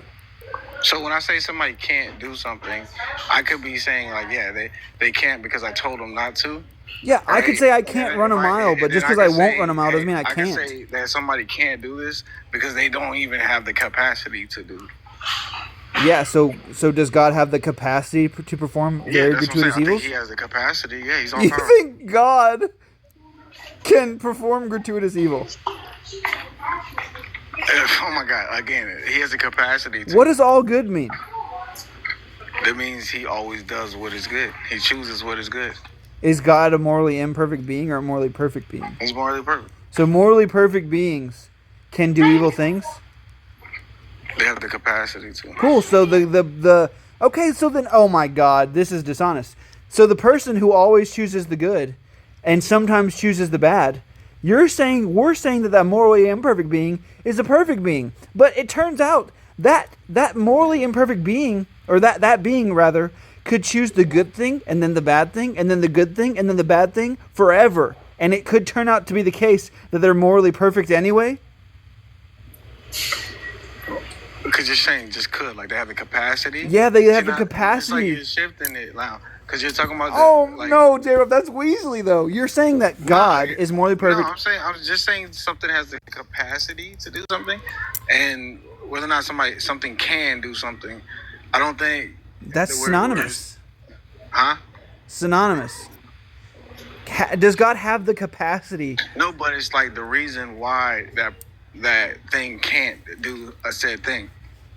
Look, that's what is like. I guess let's just slow down. You're not giving that this distinction. Let's just slow down. Is it logically possible that God can, end 1 trillion babies' lives by torture? For no reason. For no reason. Is it logically possible? Is it logically possible?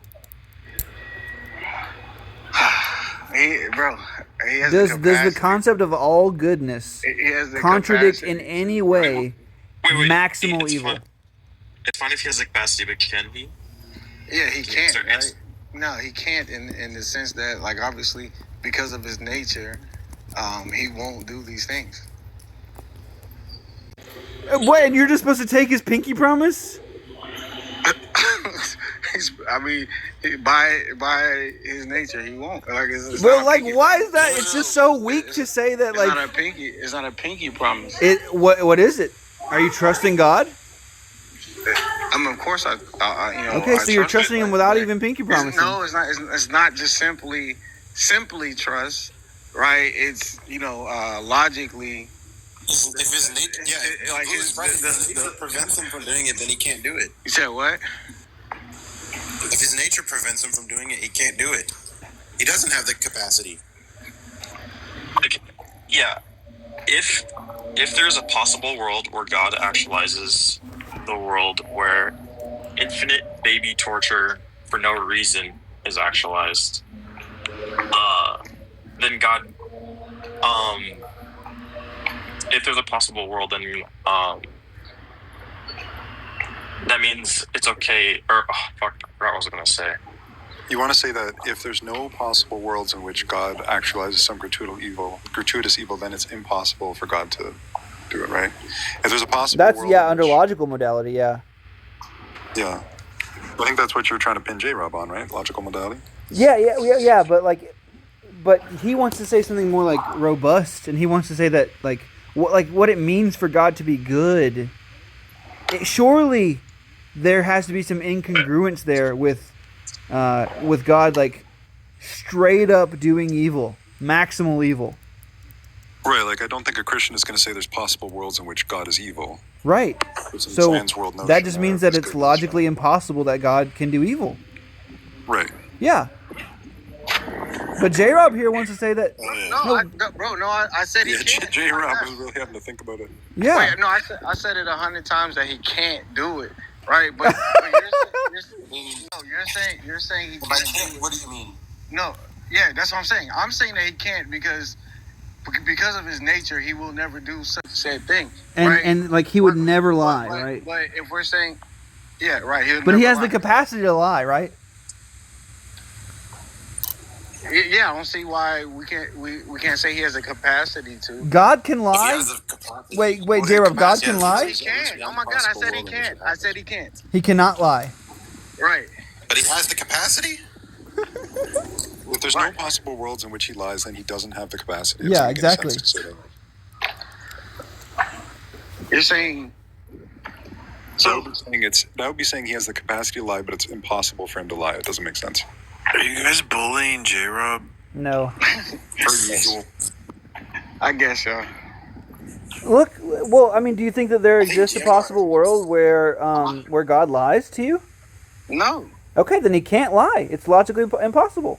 That's just all that means. Wait, Jrob, do you mean to say something like he has the capacity, he just never does it? That's In what all he's. possible That's what worlds? he's. I mean, that's the whole idea. Because like, if we say that God chooses to do good, so T, are you saying that God doesn't choose to do good? Oh yeah, okay. I guess that is a nuance that needs to be brought up. So you're saying that though there's no logically possible world where God lies, there exists logically possible worlds where He has the capacity to lie but doesn't. Well, I don't even know if that makes sense, to be honest. I just want to understand T's perspective, because he's saying that God can't do these things, like, or he doesn't have the capacity to do these things. So then that would mean that he doesn't have the capacity to choose good. Well, I just don't know what it means to have the capacity to do something, but for it to be impossible to do that same thing. Well, if we're talking about like the philosophy of ability, there, like, I mean, like presumably like a loaded weapon that's buried in some cave that never gets discovered has the ability to fire, right? But it just never does. Is Jrob a Christian?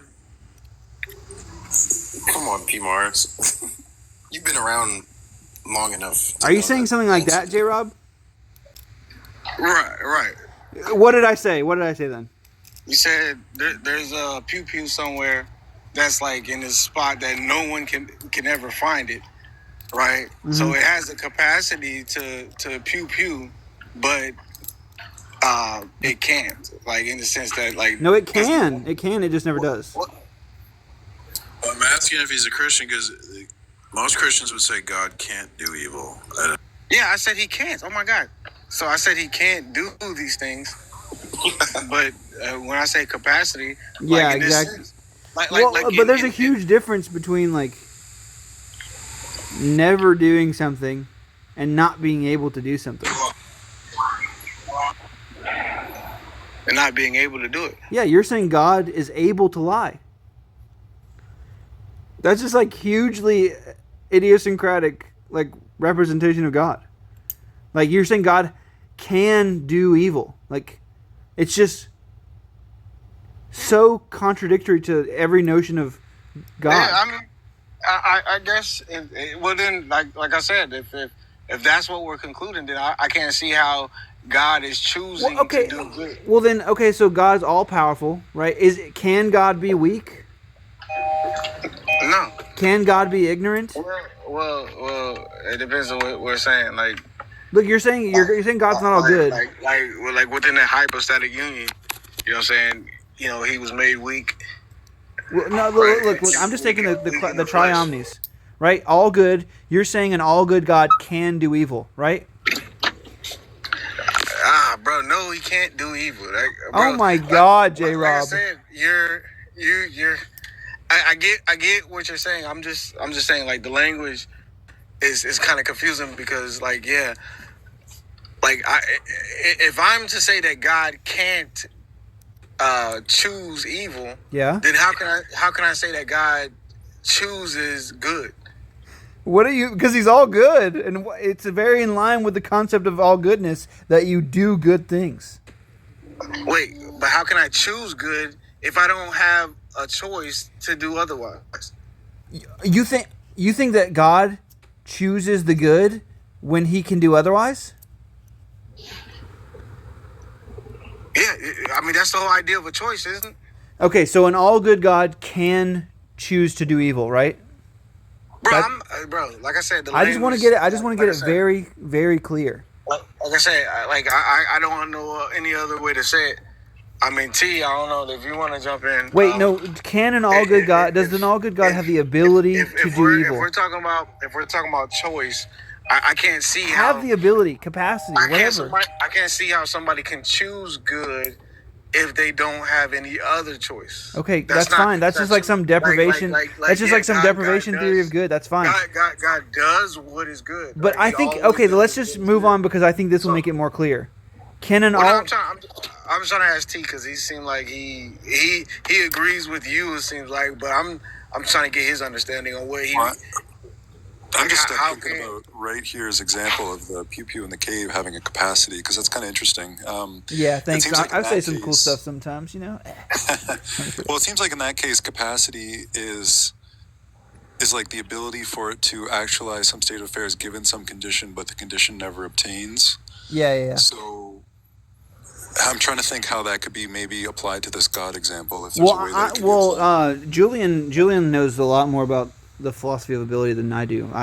But I just think it'll become very clear if we go through the other triomny properties that this notion of all goodness and can do evilness is just ridiculous. Can an all-knowing God be ignorant?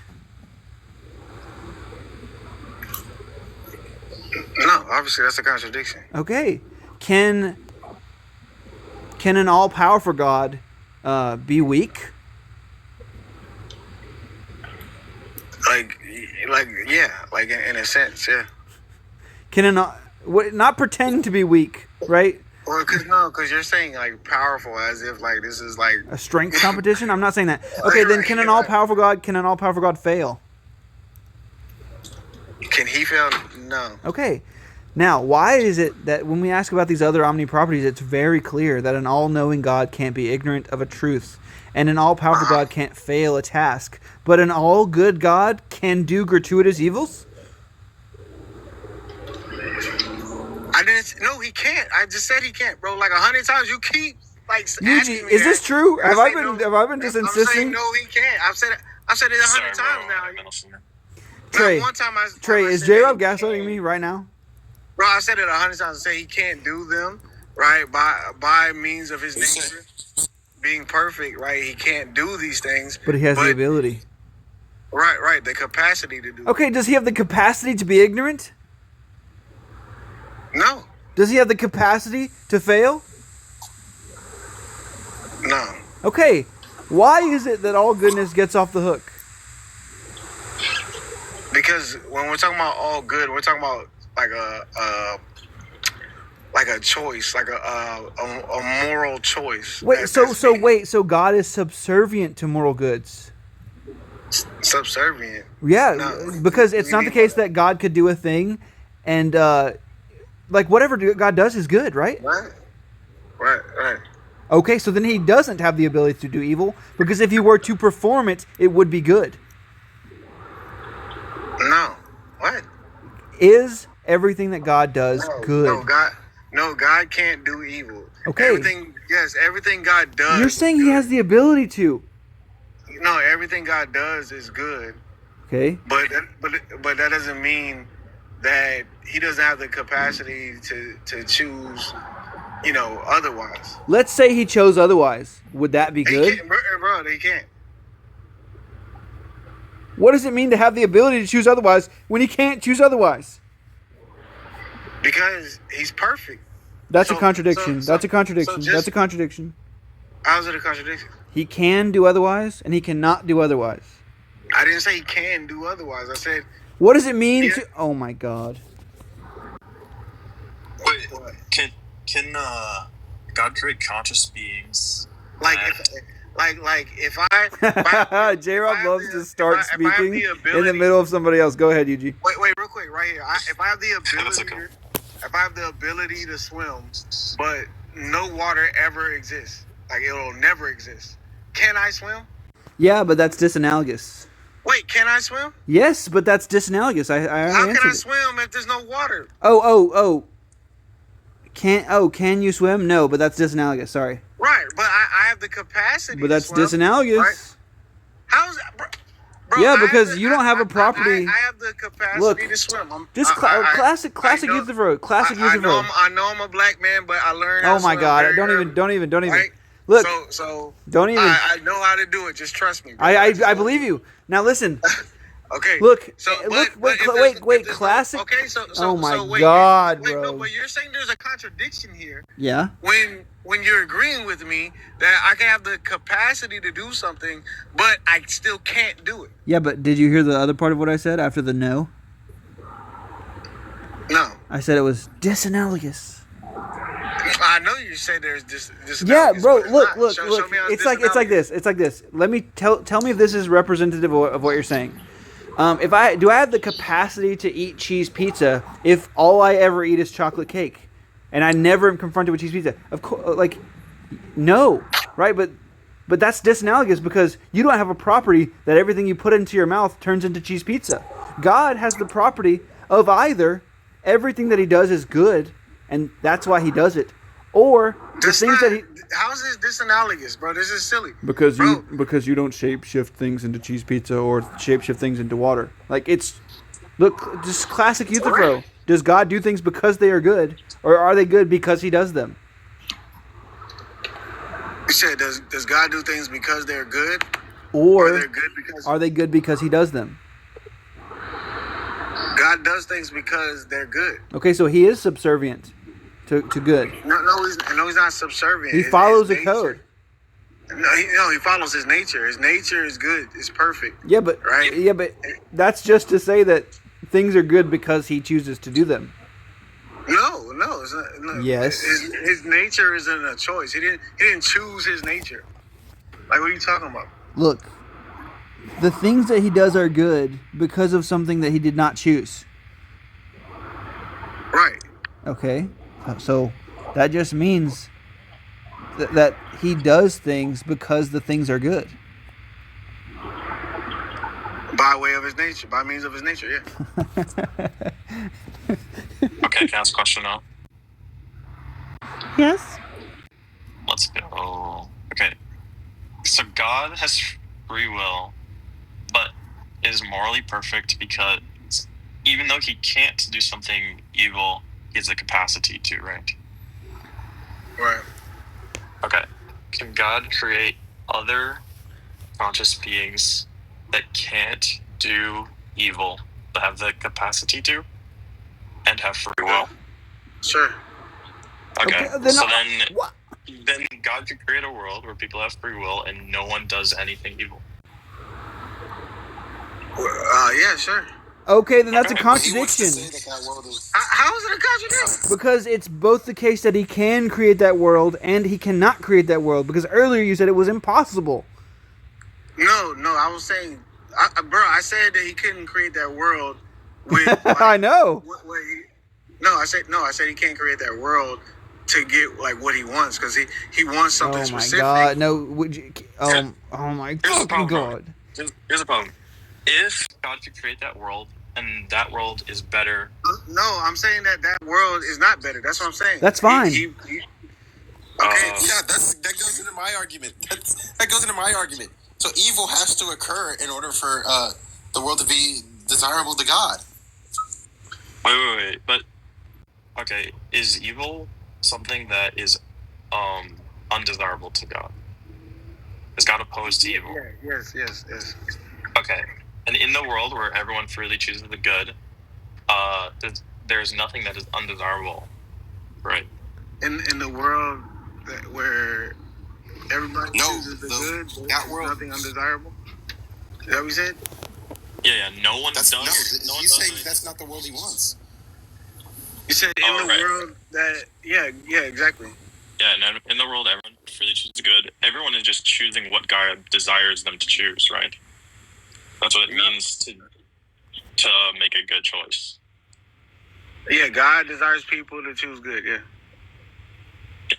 No, so in that world, everyone chooses what God desires them to choose, right?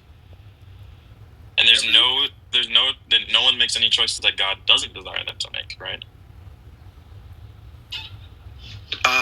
Like if you're just saying in that world they choose good and God desires good. Yeah. Yeah, because good is coextensive with God's desires. God only desires the good. Right. But that's not saying that the world now is desirable to God. Exactly. Because it doesn't have evil in it. I think that's another contradiction, but I'm too tired. It's not. Yeah, it's not. Then the contradiction is in the concept of God It's not simply that God desires evil, but there are certain goods that can only that require evil. Yeah, there are certain goods that can only and he desires those goods, correct? Right. But they require evil. And he thinks that it's worth it to pay the price, right? Of course. Yeah, so he's done our moral calculus for us. What? He's done our moral calculus for us. He's evaluated the pros and cons and said that, you know what? I think just one Schmolokos. That's fine. Is that what you're saying? I don't think that's how it works. I don't think God just like, how much?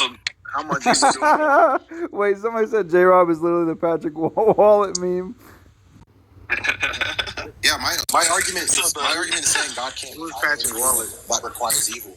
He basically agrees with every question the guy asks him when he finds his wallet, and then the guy's like, okay, if you agree with all that, that means this is your wallet, and he's like, not my wallet, that's you. No. Not my worldview. Not my worldview. That is actually so funny, bro. I don't see how that even follows, right? Because I've already stated. We know that you don't see how it follows. No, because this is what y'all do. Like, I've already made the claim, right? And then instead of y'all like attacking the claim, you go back to premise one. It's like, okay, bro, like, why are you going there when I've already stated this? You just want some rhetorical, like some points. Wait, you think that we've been doing rhetoric? Who's been doing rhetoric? Oh, so no, I'm saying you guys want the clickbait. Oh yeah, see, he said he desires evil. No. Like, bro, I never said that. No, I never said that. Okay. I said. What are you trying to say? Wait, J-Rob, for real? If you think that you're being like taken advantage of or something, I'm okay to quit and we can talk later. It's not taking advantage. I'm saying you guys are just trying to get some clickbait by doing that instead of just dealing with what I said and going from there. Because I've already stated that world is not desirable. Even though yes, people do good in it, right? Again, I've already Only stated. good. Yeah. The world that God desires is the world with evil in it. But my argument is saying that God cannot desire a world with evil in it. Yeah, now substantiate that. Because he's all good. Okay, so if he's all good, that means he wants the greatest good. It just means that he's going to be opposed to evil. Accomplished, right? And if the greatest goods can come from evil being actualized, but he doesn't want evil to happen. Then God wants the greatest good. Yeah, that's actually another contradiction. If the greatest, if an all good God, he's going to desire the greatest goods to be achieved. So the greatest goods that can possibly be achieved require evil to be actualized. Wait, can I say something real quick off topic? Yeah, buddy. How are you saying he's not all good if he is getting the greatest good? Greater good? I am your wife. I am the greatest good you are ever going to get. Sorry. That's a fucking Frozone. Yeah. You tell me where my suit is, woman? Yeah, can y'all deal with that? Like, I don't get where. Because if he's in full opposition to evil, then he's not going to desire anything that requires evil. Well, okay, again, you're saying full opposition, and you're he can't. He can't. You're defining full opposition, meaning, absolutely prevents, something. No, he doesn't want any evil. Yeah, he desires. Nobody said he doesn't want evil. Nobody said he wants. Yeah, not desire. Not desire. He doesn't desire the evil. He desires the greatest good. It's not desire. It's fully captured. That means he maximally doesn't desire. He desires the greatest good, right? But he also fully desires for there to be no evil. Fully desires there to be no evil. So yeah, of course, he fully desires that. But again, okay, so then he can't also fully desire the greater good that requires evil. Wait, there is a contradiction. Wait. How are you defining desire here? There's actually no difference between but J-Rob, it's easy because you think that God's will is perfectly efficacious, right? Yeah, and his intentions. Yeah. That means that there exists no difference between his desires and what obtains. No. Desire, I don't know how you guys are defining desire, right? But just because, because obviously there's a divine will, and then there's a prescriptive will. There's a prescriptive will, and then there's a what's the other one? Antecedent will, consequent will. Right. So those are Thomas stuff. I just said that from earlier. No, not Thomism. I forgot what the other one was. Permissive will. Permissive will. Right? Where, God... Oh, decretive will and permissive will? In order to get the greatest good, in his permissive will, he allows for evil to achieve his greatest good. Could he get the greatest good without the evil? He's saying no. He can't get the greatest good without the evil. Is that what you're saying, what? Jrob? You said what? Could he get the good without the evil? No, it requires. He doesn't have the power to get the good without the evil. Y'all are funny when y'all. So he doesn't have the power to get the greatest. Wait, I was trying to settle into my rhetoric voice that I've been doing lately. Y'all are funny, bro. Let me deliver it one more time. Wait, so Jrob, you're saying he doesn't have the power? So silly, bro. Wait, answer though. Yeah. Yeah, good. It's a real question. Yeah, so it's not about the power. So he can do anything that's logically possible. Wait, So okay, wait. Can I finish? Yeah, you can finish. You can finish. If it's not logically possible to achieve forgiveness and redemption without, a fallen state, then no, it's not possible. Of course, it's possible to do those things, though. You said what? Of course, it's possible to achieve forgiveness without a fallen state. Of course, it is. Exactly. So if the greatest good Wait. requires, forgiveness and redemption, then no, he can't get that without. But it's not required. I'm saying it's not required. You can get forgiveness without a fallen nature. How is it not required? How is Here's how. God. How is evil instantiating wait. not required to achieve redemption and forgiveness? Sure, I'll tell you how, okay? This is it. God is walking around with his clipboard, seeing bodies being built on the conveyor belts. He goes into the closet, takes the soul off of the hanger, makes it, wills it to do something bad, forgives it, and then puts it in the body, sends it down to earth. Like, that's easy. What? Yeah. When you're like an immaterial soul, he can imbue you with the concept of forgiveness. Right? What the hell are you talking about, dude? I'm talking about Oh, go ahead. No, go ahead. Are you saying that someone, like, in order to have the action of forgiveness, or like, in order for someone to forgive someone, then they have to do something, right? Evil for them to forgive them for. Right. Yeah. Right. Is that? That's not true. Okay, you're saying it's not true. Okay. Of course, it's not. The only reason we think this is because God created the world such that like these words track on to specific experiential phenomena.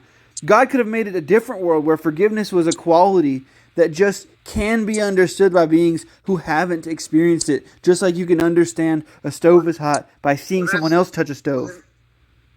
But that's not forgiveness, then. Like, wait, to say that's not forgiveness is just to beg the question that it's not. I'm saying it is forgiveness because in that world God made it to where. I'm just saying you're kind of like redefining what like forgiveness is. Yeah, who decided what forgiveness means? It was fucking God. No, you're just talking about like the language where the value. No, I'm not. I'm talking about the meaning of the language. Yeah, exactly. Right. So if you're the value, okay. So if you're talking about the value of forgiveness, right? We're talking about somebody performing an action that's wrong, and another person who has the capacity to either condemn or pass judgment or forgive. Look, there are certain things we haven't experienced, but we can pretty certainly know what it would be like. I don't know what it's like to drink piss, but I imagine it's undesirable, right? Right, okay. Jrob? Okay. Yeah, forgiveness could have been something like that, where we've never experienced it firsthand, but we have a deep understanding that it is like a virtuous thing to do. Come on, bro. That's not forgiveness then. That's just the concept of forgiveness. Are you saying you have to drink piss to really know it's undesirable? I mean, technically you do, but I mean... Clip. I'm just kidding. I mean, well, no, not necessarily. You can smell it. Look, smelling is just tasting at range, okay? I guess, but still, yeah, you can't forgive a person, right? So a person can't actually be forgiven without the action. Yeah, right? but knowing what forgiveness means and being forgiven or forgiving, that's not what I'm talking about. it's different. Saying, hey, God wants us to know what forgiveness means. Obvious, bro. Come on. Okay, so wait, but that's just incoherent. Like, God could make a world where we forgive and we are forgiven, but we don't know what it means, and that would satisfy his criteria? Sure. Oh my God, Jrob. Yeah, if we don't know what it means, but we still do it, okay. So forgiveness is achieved. What does it mean? Wait, Yuji, do you think that's ridiculous or no? What? I do. Wait. Are you saying that if somebody just doesn't know what a word means or a concept means, I'm saying if they are built, like when I see a kid, when I see my child, right? Somebody hits them or something, and instead of hitting them, they give them a hug, right? They don't really know what forgiveness means, right? But they're still doing the action, and it's good. It's good. No, I can understand what you're talking about if we're talking about things like bravery or courage, because I feel like, if you pretend to be brave, you are being brave, things like that. I understand that some things are like that. I'm just saying with things like, love, connection, things like forgiveness, things like that. Like, what would it mean? God has this checklist that he wants. This is the best possible state of affairs. People need to forgive and be forgiven. And then he enters, he says, well, should I imbue them with the ability to experience this or not? Like, are they going to have some deep phenomenological understanding of what it means to forgive and what it means to be forgiven? And he goes, no, just they need to just robotically perform the action, and that suits my criteria. Of course, that's not the case. Yeah. Where are you guys going with the forgiveness requires wrongdoing stuff, or? Yeah, obviously. Is that what this argument is? I think, if I'm tracking right. I mean, right here, right now, I don't know. He went off on a whole. I mean, Jrob brought up drinking piss. If we're talking about derails. Well, that goes back to my argument, like the maximizing good argument. Yeah. That if you want to maximize good, it requires evil. But what it means to be all good means you maximally oppose evil, which just means that but again, you're would not desire to exist. Yeah, you're imposing this definition, right? So you're imposing. I'm not imposing the definition. Because I could be again. I've murked you so many times. Facts. With this, and Jrob hates rhetoric, by the way. No, I'm just saying. I like so many times. I give him the analogy of like a husband. Right. A husband. Wait, what about two husbands? Bro. What are you doing later? We already settled this. That if I could just say if No, I was making a gay joke, Jrob. Husbands and two wives. No, I was making a gay joke. Okay. Each couple, they are maximally against, their wives cheating on them, right? If they're maximally against it, then there's nothing that they would consider. But no, it just contradicts their nature to. No, then they're not maximally opposed. Yes, bro. No, you can't be maximally opposed to something, and in the opportunity you have to stop it, you don't. It's like saying you're maximally opposed to like this child drama. No. But like, so then I would just say then he wouldn't have the ability to stop it, because when it contradicts his nature to stop it. So again. It doesn't contradict his nature. He stops stuff all the time. What are you talking about? No, I'm saying he stops all the time. No. I'm saying he stops stuff, right? Certain things when it meets a certain when it meets a certain threshold or requirement, he'll step in. But if it doesn't meet those, it's not threshold. His threshold would be no tolerance for evil. So like with the husband and the wife situation, right? Or two husbands. If I can, I'll step in front of my wife and say, "Hey, don't cheat on me," right? Because I'm absolutely against you cheating on me. No, right? If you have hold on. But if it gets to the point that my wife is gonna do it anyways, and if the only other option is me to grab her and force her, then no, I'm not going to do that, right? Because that would contradict my nature, right? Because I'm a You're not maximally opposed. No, you don't have. Wait, no, I think you. Wait, Jrob. Let's say you're maximally opposed to her cheating on you, and then she cheats on you. Would you say that staying with her would be an expected outcome? Unexpected outcome. Right. What? You're maximally opposed to being cheated on. She cheats on you, and do you think that staying with her is in line with being maximally opposed to being cheated on? I mean, you can still practice forgiveness. That's not what I asked. Just me not like. Hey, Jrob, notice how you avoided the question. You said is that an expected outcome? Yeah. You said is that Maximally expected opposed outcome? Like means you don't have a if tolerance. I love her, yeah, that would. Not if you don't have. Then it seems like you're just very opposed to being cheated on. You said. Yeah, you wouldn't. I wouldn't say you're maximally opposed. Right, that's what you're I said. Okay, well. Okay, then God isn't maximally opposed to evil. Yeah, he's just very opposed to it. Wait, why does me being? It sounds like somebody doesn't say like. Oh, okay, I get what you're saying, Trey. I gotta destroy her. Wait, Deathless wants to join. Deathless wants to join. You said what? No. Wait, Deathless has me blocked. Deathless, please unblock me. Please, if you unblock me, I'm a mod in here. I'll raise you right now. I don't know why he wants to join my live. No, I've heard you won't. He's not. He doesn't even believe in the God that. Wait, Deathless. I just requested to follow you, but you have me blocked. So please unblock me, okay? You guys are acting like if I'm maximally opposed to her being cheated on, like I gotta freaking destroy her if she cheats on me or something. No, we're just saying that you won't tolerate it. Yeah, you don't have a tolerance. Yeah, just because I won't tolerate it, like when you say not tolerate it,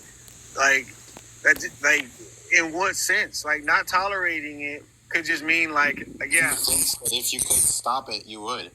Yeah, in the sense that if you're maximally opposed to weapons, if my friend is maximally opposed to weapons and I go over to his house and there's just a bunch of snipers laying around, I'm going to be like, what the hell, man? And he's like, what? I hate these things. Like, I'm maximally... Do you agree that if I'm maximally opposed... Like Batman is maximally opposed to using guns. Wait, hold on. Like, there's different ways... there's different ways I can handle the situation, right? So if I'm maximally opposed to being cheated on, yeah, I can leave her, right? But does that mean that I can't be her friend? No, that doesn't mean that. No. Okay, so if God is maximally opposed to evil, He can still be our friend. That could simply just mean that he allows evil, but then he brings justice to it. No. That just means you can't allow it and still have a tolerance for it. He brings justice to it. Bro, oh my God, he brings justice to it eternally. Wait, Deathless.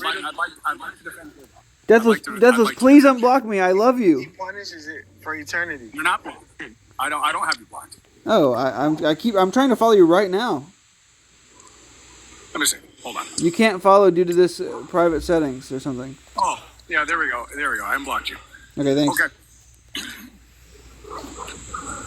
So, in this particular instance, evil is large and misunderstood by atheists. Facts. I'm switching teams now, by the way. So, evil is an obsolete paradigm of good. That's what it is. Oh, what? Thank you. Who did that? But he was about to... No. Who did that, bro? Dude, he's going to do the... I didn't do that. But Look. We've been talking for 2 hours and 13 minutes. I think we can use Deathless right about now, okay? No. Talking well, for actually, I'm bringing it back. Thank you. They tried to kick you, man. I'll explain. So, evil, by definition, is when a concept fails to be... Trey, what? You can't. Oh, that's Monkey Boy. That's Monkey Boy. Oh my God, bro. He was about to talk... Bring Deathless back up, bro. He's about to talk about the omnijective truth. Bro, look, he unblocked me 13 seconds ago. I can't... Dude, but yeah, Jrob, if you're gonna say that you would tell if you knew your wife was gonna cheat. Hey Trey, I challenge you to a one-on-one debate. Now, Wait, wait. Just to clear something up. Just to clear something up. Wait. Just to clear something up. Monkey Boy said that time it was an accident. Oh, he did. He said that, but he's an atheist. He's an atheist, so he could be lying. It's logically indistinguishable from. It was logically indistinguishable from purposeful. That makes it identical. That's true. So it's omnijectively true. So in this particular instance, Trey, we're going to discuss what evil is. Evil, by definition, is the inability for a predicate to ground on a universal category. I'll explain. Justification epistemologically is the ability to anchor the existential import of a concept into its substance. It's the inability to anchor the existential instantiation into a substance or an essence. It is the inability to anchor existential elimination into a substance. I'll explain what these are. I think Trey already has a firm grasp, so he could just rebuttal.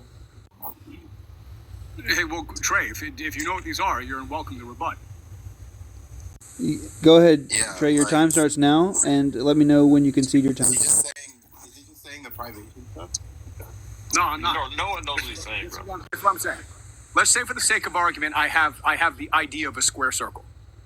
The idea of a square circle lacks existential import because there's no location anywhere in mind or matter that we could locate a squared circle. So the concept does not import into reality, whether it's realist or platonic. Right, it has negative ontological status, right? No, it's not even negative ontological status. It is absent ontological status entirely. Negative still has the possibility of an ontological status. Oh, right. So it's something like for all x, it's not the case that x, right? Well, hold on. Excuse me. Let me just get to the argument. So evil is the inability of a particular to ground in a universal. That's what it is.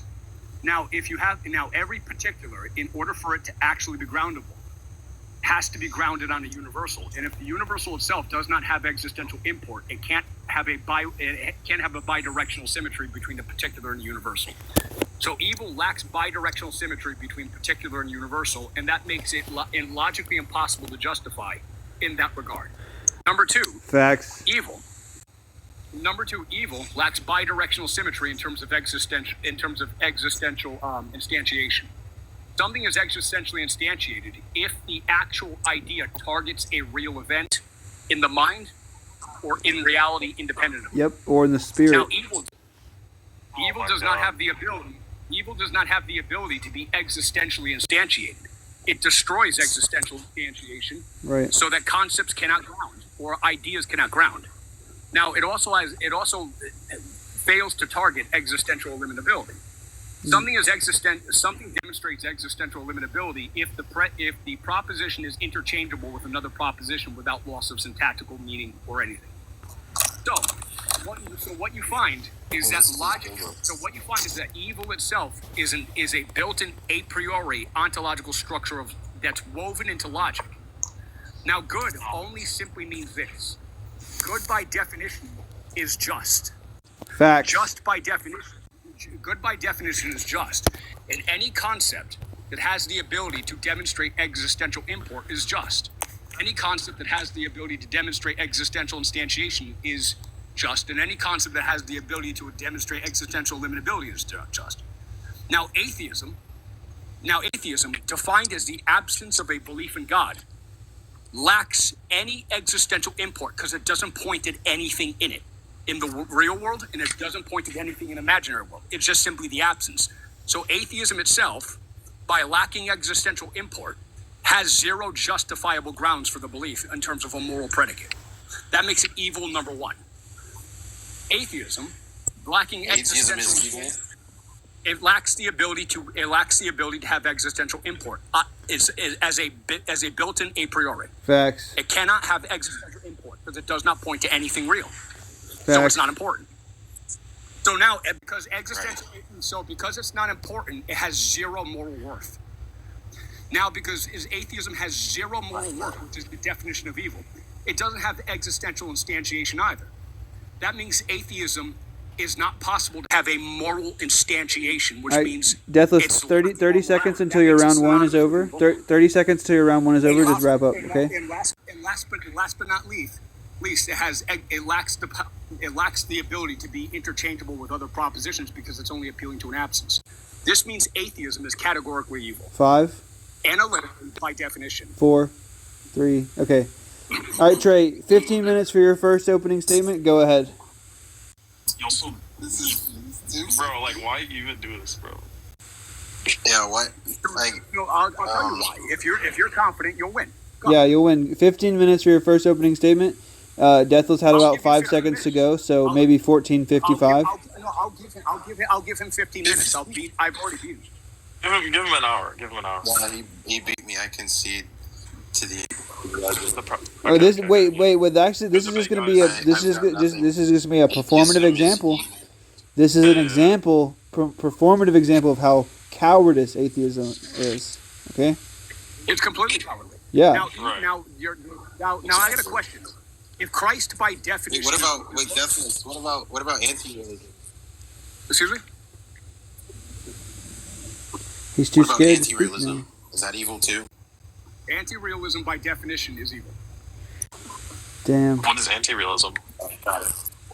Anti-realism is the domain of counterfactual propositions which self-instantiate in nothingness itself. You didn't think you'd know the definition. Wait, where? He schooled you. Deathless, do you think Jesus rose from the dead? I know he did. Do you think Muhammad split the moon? Muhammad split the moon in the imaginal realm of Alami Malkut. It's a spiritual experience. In the moon, inside the realm of Alami Malkut, where everything is made of pure mind. If you imagine, aren't you Baha'i? Yeah, he's pure mind. I thought it was straight. That would itself make it a performative tautology. Aren't you Baha'i? I am Baha'i. I thought you were straight. Oh my God, Mom. Baha'i. My religion is Baha'i. Baha'i Christian. Oh, got it. Sorry. Dude, I was watching a video with Penn Badgerly. He's a Baha'i Christian too. That's Deathless. What do you think about trope nominalism? I've never heard of it. What is it? Oh. It's like they agree there are abstract objects, but they reject universals. Every particular is its own abstract object. Oh, that sounds like they just stole it from Nietzsche. Oh, did it? I don't know who it came from. So Nietzsche had an idea that everything. So Nietzsche had a stunning argument on truth and non-truth, and on truth and untruth in a non-moral sense. And he starts to investigate what it means for things to be lies and what it means for things to be propositional truths. Now Nietzsche says that all reality consists of a mobile army of metonyms, metaphors, analogies, and that our deepest analogical truths or metaphorical or abstract truths are, in and of themselves, nothing more than myths that represent something to which they could only target but they cannot describe. So he said that the most powerful myths are the a priori, or the a fortiori, or the analytic propositions to which we cannot survive without. That's true. So he says that reason itself is just the basis by which human instinct justifies itself to itself, and for that reason, all analytics is just simply circular reasoning. Nietzsche also said that you'll never lose coochie chasing money, but you'll always lose money chasing coochie. Oh my God. I would agree with that. No, the thing about Monkey Boy, I like him personally, but I'd still have to fight him because he's still sided with evil. Yeah. What? You have to fight him. I mean, you would win. You can't bring someone Here's how it is. There are enemies that I have. That I love and respect, but I still have a duty to fight him. Deathless, do you think you could take him? I heard he has a black belt in Taekwondo. I have a black belt in Taekwondo and karate, and I do savate and jiu-jitsu. Like, I don't care. Well, but Monkey Boy does judo. Judo's tough. Judo. He also said that he thinks he's better than you at Dragon Ball Z Budokai Tenkaichi 3. I would completely agree. I've never played it. Yeah. So Sacred. Why are we not famous yet? Wait, stop over talking our guest. What's up, Astarion? So Guys, this girl. Hold on, Deathless. This girl below you's been trying to talk for so long. Go on. Go ahead. Okay, so for my argument, first of all, I'd like to bring up a Taoist philosophy, which I believe connects to this argument very well. So, according to Taoism, good and evil are not absolute or separate entities, but rather relative and interconnected aspects. You know, the idea that good cannot exist without evil. Now, the reason I bring this up is because the argument seems to be that because the Christian God wants good and is for good only, that means that evil can't exist, right? Right. But we were given free will, and the thing about that is that because we have the capacity to do evil, when we actively choose to do good, that makes it mean a lot more. Yeah, If we didn't good have the tastes so capacity sweet. to choose evil, it would mean nothing if when we do good, because that's all we can do. Well, but you don't want to say that, though, because presumably you don't think that God can do evil. Right? Maybe she does. I would reject the argument, not because. Wait, one her second. reasoning Wait, is can I wrong. just get an answer to that question? Right, Astarion, you think that God cannot do evil, right? Well, No, Astarion. God has done some morally objectionable things. You know, the flood was definitely not pretty. But I'm saying, but do you think that was an evil? Interestingly enough, in the Old Testament, they're actually in the Old Testament, what we know as Satan wasn't always a No, wait. devil figure. I appreciate what you're. I appreciate what you're saying about the flood and about Satan. I'm just asking if God can do. I want to hear her. I want to hear her. Excuse me, right here. I'm interested. That's Go ahead, no. Astarion. I want her to keep saying this, but my question was just God. Stop it. You let her finish her idea. I'm getting there. So, Satan in the Old Testament was actually the accuser. It was not a name so much as a title. So basically, he was sort of like the prosecutor. You know, he was sort of there to act as an opposing viewpoint, to question in God and his followers. And this is evident in the book of Job, where, Satan points out that the only reason Job worships God is because God gives him nice things. And he's like, if he's really such a true follower, then take away all his nice things. And God does that. Right. Mind if I ask you a question? Sorry, how do you say your name? I think it's my name's not important. It's a Baldur's Gate 3 reference, I think. Okay, I'll call you Asterian's Juicebox. Alright, Juicebox, do you think that God can do evil things? You son Honestly, of a bitch. I think the pedestal that we've held the Christian God to is a bit unfair. Other gods in other religions, we acknowledge that they have flaws, so we should acknowledge that the Christian God does have flaws and does have the capacity to do evil. Oh, okay. We're not consider that a flaw. We consider that a necessary perfection. Right. I'll explain. No, I So think in we the all book of get. We Isaiah- get it. We get it. In the book of Isaiah, God is delineated as being the creator of good and evil. Now, in the philosophy of Kierkegaard, Soren Kierkegaard states that God is the reconciliation of good and evil, and for these reasons he is absurd. And by virtue of the absurdism of God, per the principle of explosion, his existence is ontologically necessary because it's impossible. Let me repeat that, it's strange. Kierkegaard's argument in Fear and Trembling is that God is absurd and logically and on the rule set of logic, absurdity shouldn't exist, which would mean in the absurd in itself, it must exist because it's absurd. Now, one of the oldest arguments for Christianity was an argument to absurdity.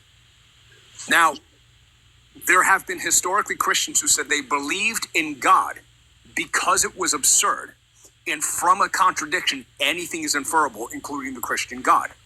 And if the Christian God itself is inferable from a contradiction, that falsifies all other gods except the Christian God on pain of absurdity. Well, but that's just going to be true for all other gods. It wouldn't be true for all other gods in this particular instance because Christianity was unique in being the only God that was omnipresent. I thought that you said through the principle of explosion, you can derive any conclusion from a contradiction. You can. Okay. You can. And any conclusion there I take to mean for all X where X is a God that exists, X necessarily exists. Excuse me. There's a system for this. So because anything is inferable, it doesn't mean that there isn't a gradation of truth and a continuum of higher propositional statements which are truer than others. The Christian God in this particular fact would be truer than all other propositions, despite its absurdity. Okay, so wait, let me just clarify. Can I clarify? Are you saying that through the principle of explosion, though everything can be concluded, some things are more probable than others? So no, that's not what's being stated. More truer. More truer. No, not at all. This is what's being stated. It shows that you don't recognize the argument for what it is. Now, I do. There were 7 different categories of logic by which these different categories participate in ultimate reality, and one is anti-real, one is parareal, one is quasi-real. Yeah, quasi-realist semantics. One is surreal, one is hyperreal, and then the transcendent unity of it, which is my system, is the apocalyptic mythoreal. God is mythoreal. Now, because the Christian God is mythoreal, meaning he's the myth that is itself, the reality of the myth itself. So my argument is that the Christian God is the ontological reality of the myth of the ontological reality. Of the myth of the ontological reality. So the Yahweh, the Christian God, myths exist. Right. And I agree. If you state that the Christian God is a myth, myths still exist as myths. Right. You still have to contend with the existence of the myth. Right. Now, the existence of the myth is not possible. The existence of the myth is self-evident, because if we were arguing to the contrary, if it weren't, our actual statements about Christ being a myth would not be possible to ground. It would lack existential import. Yeah, it'd be a performative contradiction. It'd be a performative contradiction, right? But what we're stating here is that Christ is a performative tautology. I'll explain. I think I get Christ it. exists. He's just a logical truth. No, here's what it is. I mean, that's what a tautology is, though, right? A tautology is a statement that's logically true. No. Will you just shut up and let me finish my sentences? Sure. Please. Yeah, I'll shut up and then you can finish. And then I'm just trying to understand, and I don't there's a lot of information. But you're right. But you're a well of knowledge, and I'm just trying to make sure every step of the way I understand. You talk like a woman. You talk too much. Yeah, well, I'm sorry. I'm just saying that you know a lot of things, and I'm trying to make sure every step of the way I understand, because I've already been accused. Deathless. I've already been accused by you of not understanding, and I don't want to make that mistake again. Well, then I guess I am. Listen twice as much as you think, as you speak. Well, that would have been way cooler if you got it right the first time, but go ahead. Okay, right. You would have been cool one day if you actually got laid someday. Yeah. So in this particular... What are you doing later? Banging your ass. It's a date. Okay, go ahead. So in this particular instance, this is how this works. A performative tautology is the incarnation of an idea. I'll explain. I think I get it. Jesus Christ is the idea of God as Jesus Christ incarnate. Now, the idea of Jesus Christ is a real idea that we know to exist. And in the idea of Jesus Christ is a hypostatic union of fully man and fully God, sharing a single conceptual nature. That idea is an idea of God. And God, by definition, is the idea of all conceivable ideas. So Christ would be one idea of all conceivable ideas. But that would Now, mean that Jesus he Christ- exists, though. He's like the universal. Excuse me. Now, because Jesus Christ is the idea of all conceivable, because the idea of Jesus Christ is the idea. Will you shut up? You don't know what I'm talking about. You're totally wrong. I'm not saying that at all. Let me know if I get it wrong. Because Jesus Christ is let me know if I get it wrong. But Okay. Because Jesus Christ is the idea of all conceivable ideas, and that exists, therefore Jesus Christ exists. wrong. Okay. You didn't get wrong. So maybe you want to learn something. Right. So how does it feel that every single one of your intuitions misled you? It feels. Wait. Stop. It feels really bad. Okay. So good. I hope you feel worse. Now, Okay. right here, in this particular... Right. Wait. You said my name right here. You're a woman. I am a woman. Whoa, is that a bad thing? Deathless, can I ask you a question? No, you're not listening, bro. So here's what it is. Jesus Christ is a predicate, meaning the idea of all ideas as God, incarnate in a person named Jesus Christ. Now, if Jesus Christ is a predicate, which materially implicates the idea of all ideas incarnate in a person, Jesus Christ, and that is what the idea is, and that idea itself has a one-to-one correspondence with a Jew who lived in the first century, who claimed to be the incarnation of God as an idea of all conceivable ideas named Jesus Christ, then the particular, that is Jesus Christ, shares a logical bidirectional symmetry with the idea of God as Jesus Christ, meaning the idea of Jesus Christ is Jesus Christ. And Jesus Christ is the idea of God as Jesus Christ. And that's a performative tautology, which means Jesus Christ is Christ for exactly the same reason as the law of identity is A is A. I just said that. Means that's not what you said. That Yuji, that's what I said, right? Well, that's not what you said. No, wait. that's not what you Number said. one debater. That's exactly what I said, right? Well, that's not what you said. Let me tell you what. Right. There's a difference between what you heard and what you said. I remember what you said. Let me tell you what you said. You said, because the idea of all ideas exists, Jesus Christ exists as God. No, that's not the argument. That's not how you justify it, and that's not what's being stated. I'm saying my claim is that the substance was the same. Here's the symmetry breaker between what I stated and what you stated. That idea could only be applied to Jesus Christ. That's what I said. I said Jesus Christ. I said, excuse me, there's a symmetry breaker. What's the symmetry breaker? I'll tell you. The symmetry breaker is that thing could only apply to Jesus Christ. Then you just falsified your own idea, and I tricked you to do it. I didn't even need to do it. Thank you. Well, I was just trying to show you that I was paying attention. Yeah, right, and you disagreed. You lose. I do. My position has been that I lose. No, that's how easy it was to trick you into actually shooting yourself in the foot. My contention has been this whole time that I lose. I'm done with how dumb. You're dumb? Bro, he's not even debating you. Oh no, he left. I was trying to be nice to that guy the whole. I love Deathless. Well, I think Why do you act like such a woman? We have a date later. She said, "Listen twice as much as you think. I mean, speak." That's actually impossible. If everyone did that, then no one would talk. Yeah, I didn't want to point it out. That leads to a contradiction. Oh my god. Hey, it's just us, gang. Bro, Deathless is only funny when he's debating someone that's like antagonizing him. Well, That is boring.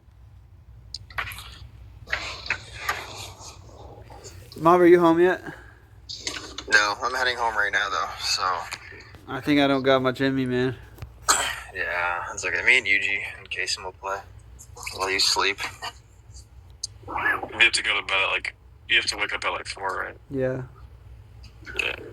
I should low key be in bed right now. Okay. Anyways, Jrob. So you're saying that it's a world is impossible like that, or no? You clipped it, Steven? That's at the end of a two. All conceivable ideas.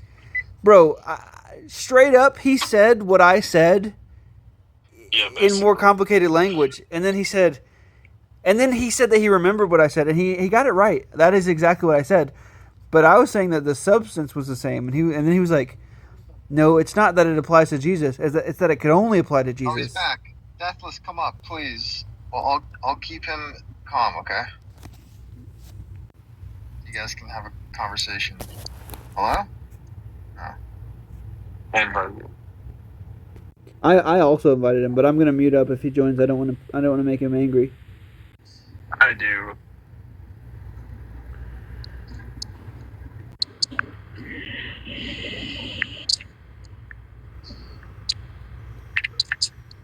You lose. He said that's how easy it was to get you to shoot yourself in the fucking foot. You lose. Ha. I wanted to ask him if he would say, I forgot how it goes. It's like, did you bring any oatmeal to this race? You better bring some fucking oatmeal to this race. Yeah, I wanted to hear him say that.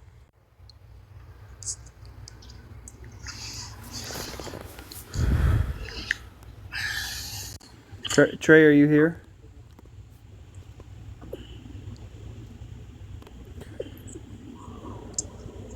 Wait, we could all leave, and then when Trey gets back, he'll be all alone. Oh, Mr. Krabs. Why are there 35 people watching this? That is crazy. Deathless is gone. You guys can leave now. Wait, there's no way mods can end the stream, right? Only Trey can? Only Trey can. Wait, anybody who's watching, put emojis in the comments that are supposed to be a movie, and we'll try and guess what movie.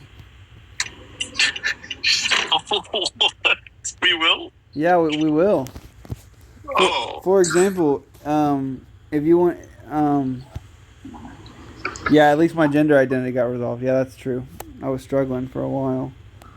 For example, if you wanted to do Finding Nemo, you would do what the Mineralstry of Doug did.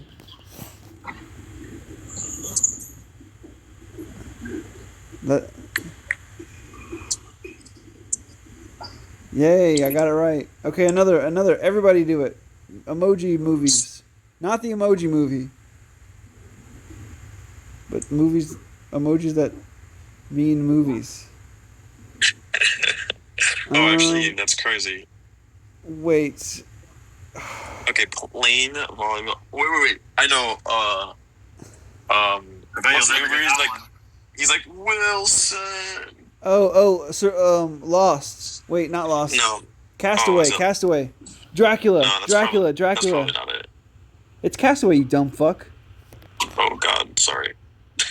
I bet you'll never get that one, Zach, in the comments. It's Dracula. Batman. No, it's Dracula, actually. Eternal Sunshine of the Spotless Mind. Pool Vibes. Green check mark. It was Batman. Got it. Okay. Twilight.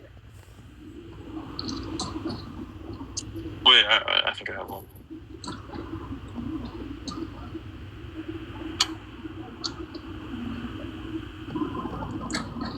Okay. This one. Go ahead with this one. Oh wait, Tai Chi is Up. It's up. Yeah. Pai Chi's is Eternal Sunshine of the Spotless Mind. Is it actually? I've never heard of that. Yeah, it's kind of a deep cut. Oh, he was saying Castaway is correct. Okay. Oh, let's go! I got it. Well, I got it, but yeah, that's fine. Oh, true. Oh, Mega Monster. But the meaning was the same. The substance was the same, dude. We've been talking on this panel for 3 hours. Bro, yeah. This recording has seen Mob come and go on 2 different accounts. This is like his 3rd time he's been up. Yeah.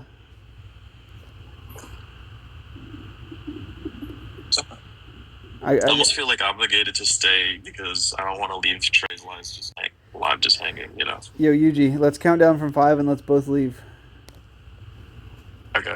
Zach, you can turn the comments off. I can? Oh, yeah. If you're a super mod, yeah. If you can guess. stuff, you should be able to. Why would How do you do that? Why would I turn comments off?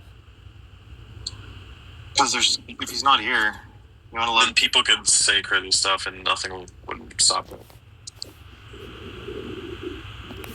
And then everyone would leave it live, and then TikTok will just make it live end, probably. Why would I ruin my bro's algorithm? What? It won't ruin it. Wait, pill, blue, egg. Matrix. No, Oh my god. Oh, no. Pill. Factory farming industry. Dude, that was a hard one.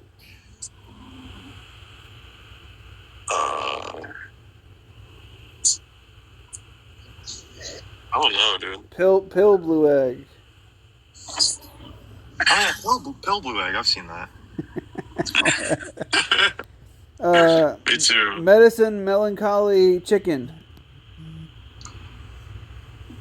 I haven't seen enough movies to play this game, honestly. You haven't seen Castaway?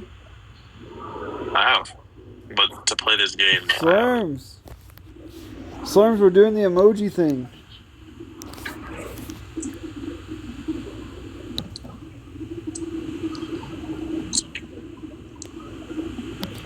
Okay, Mob, are you ready? I'm going to count down from 10.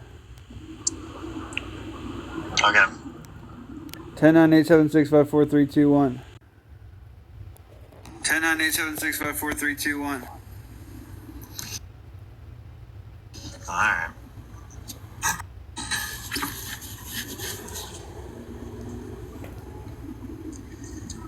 Oh, there's no one here anymore.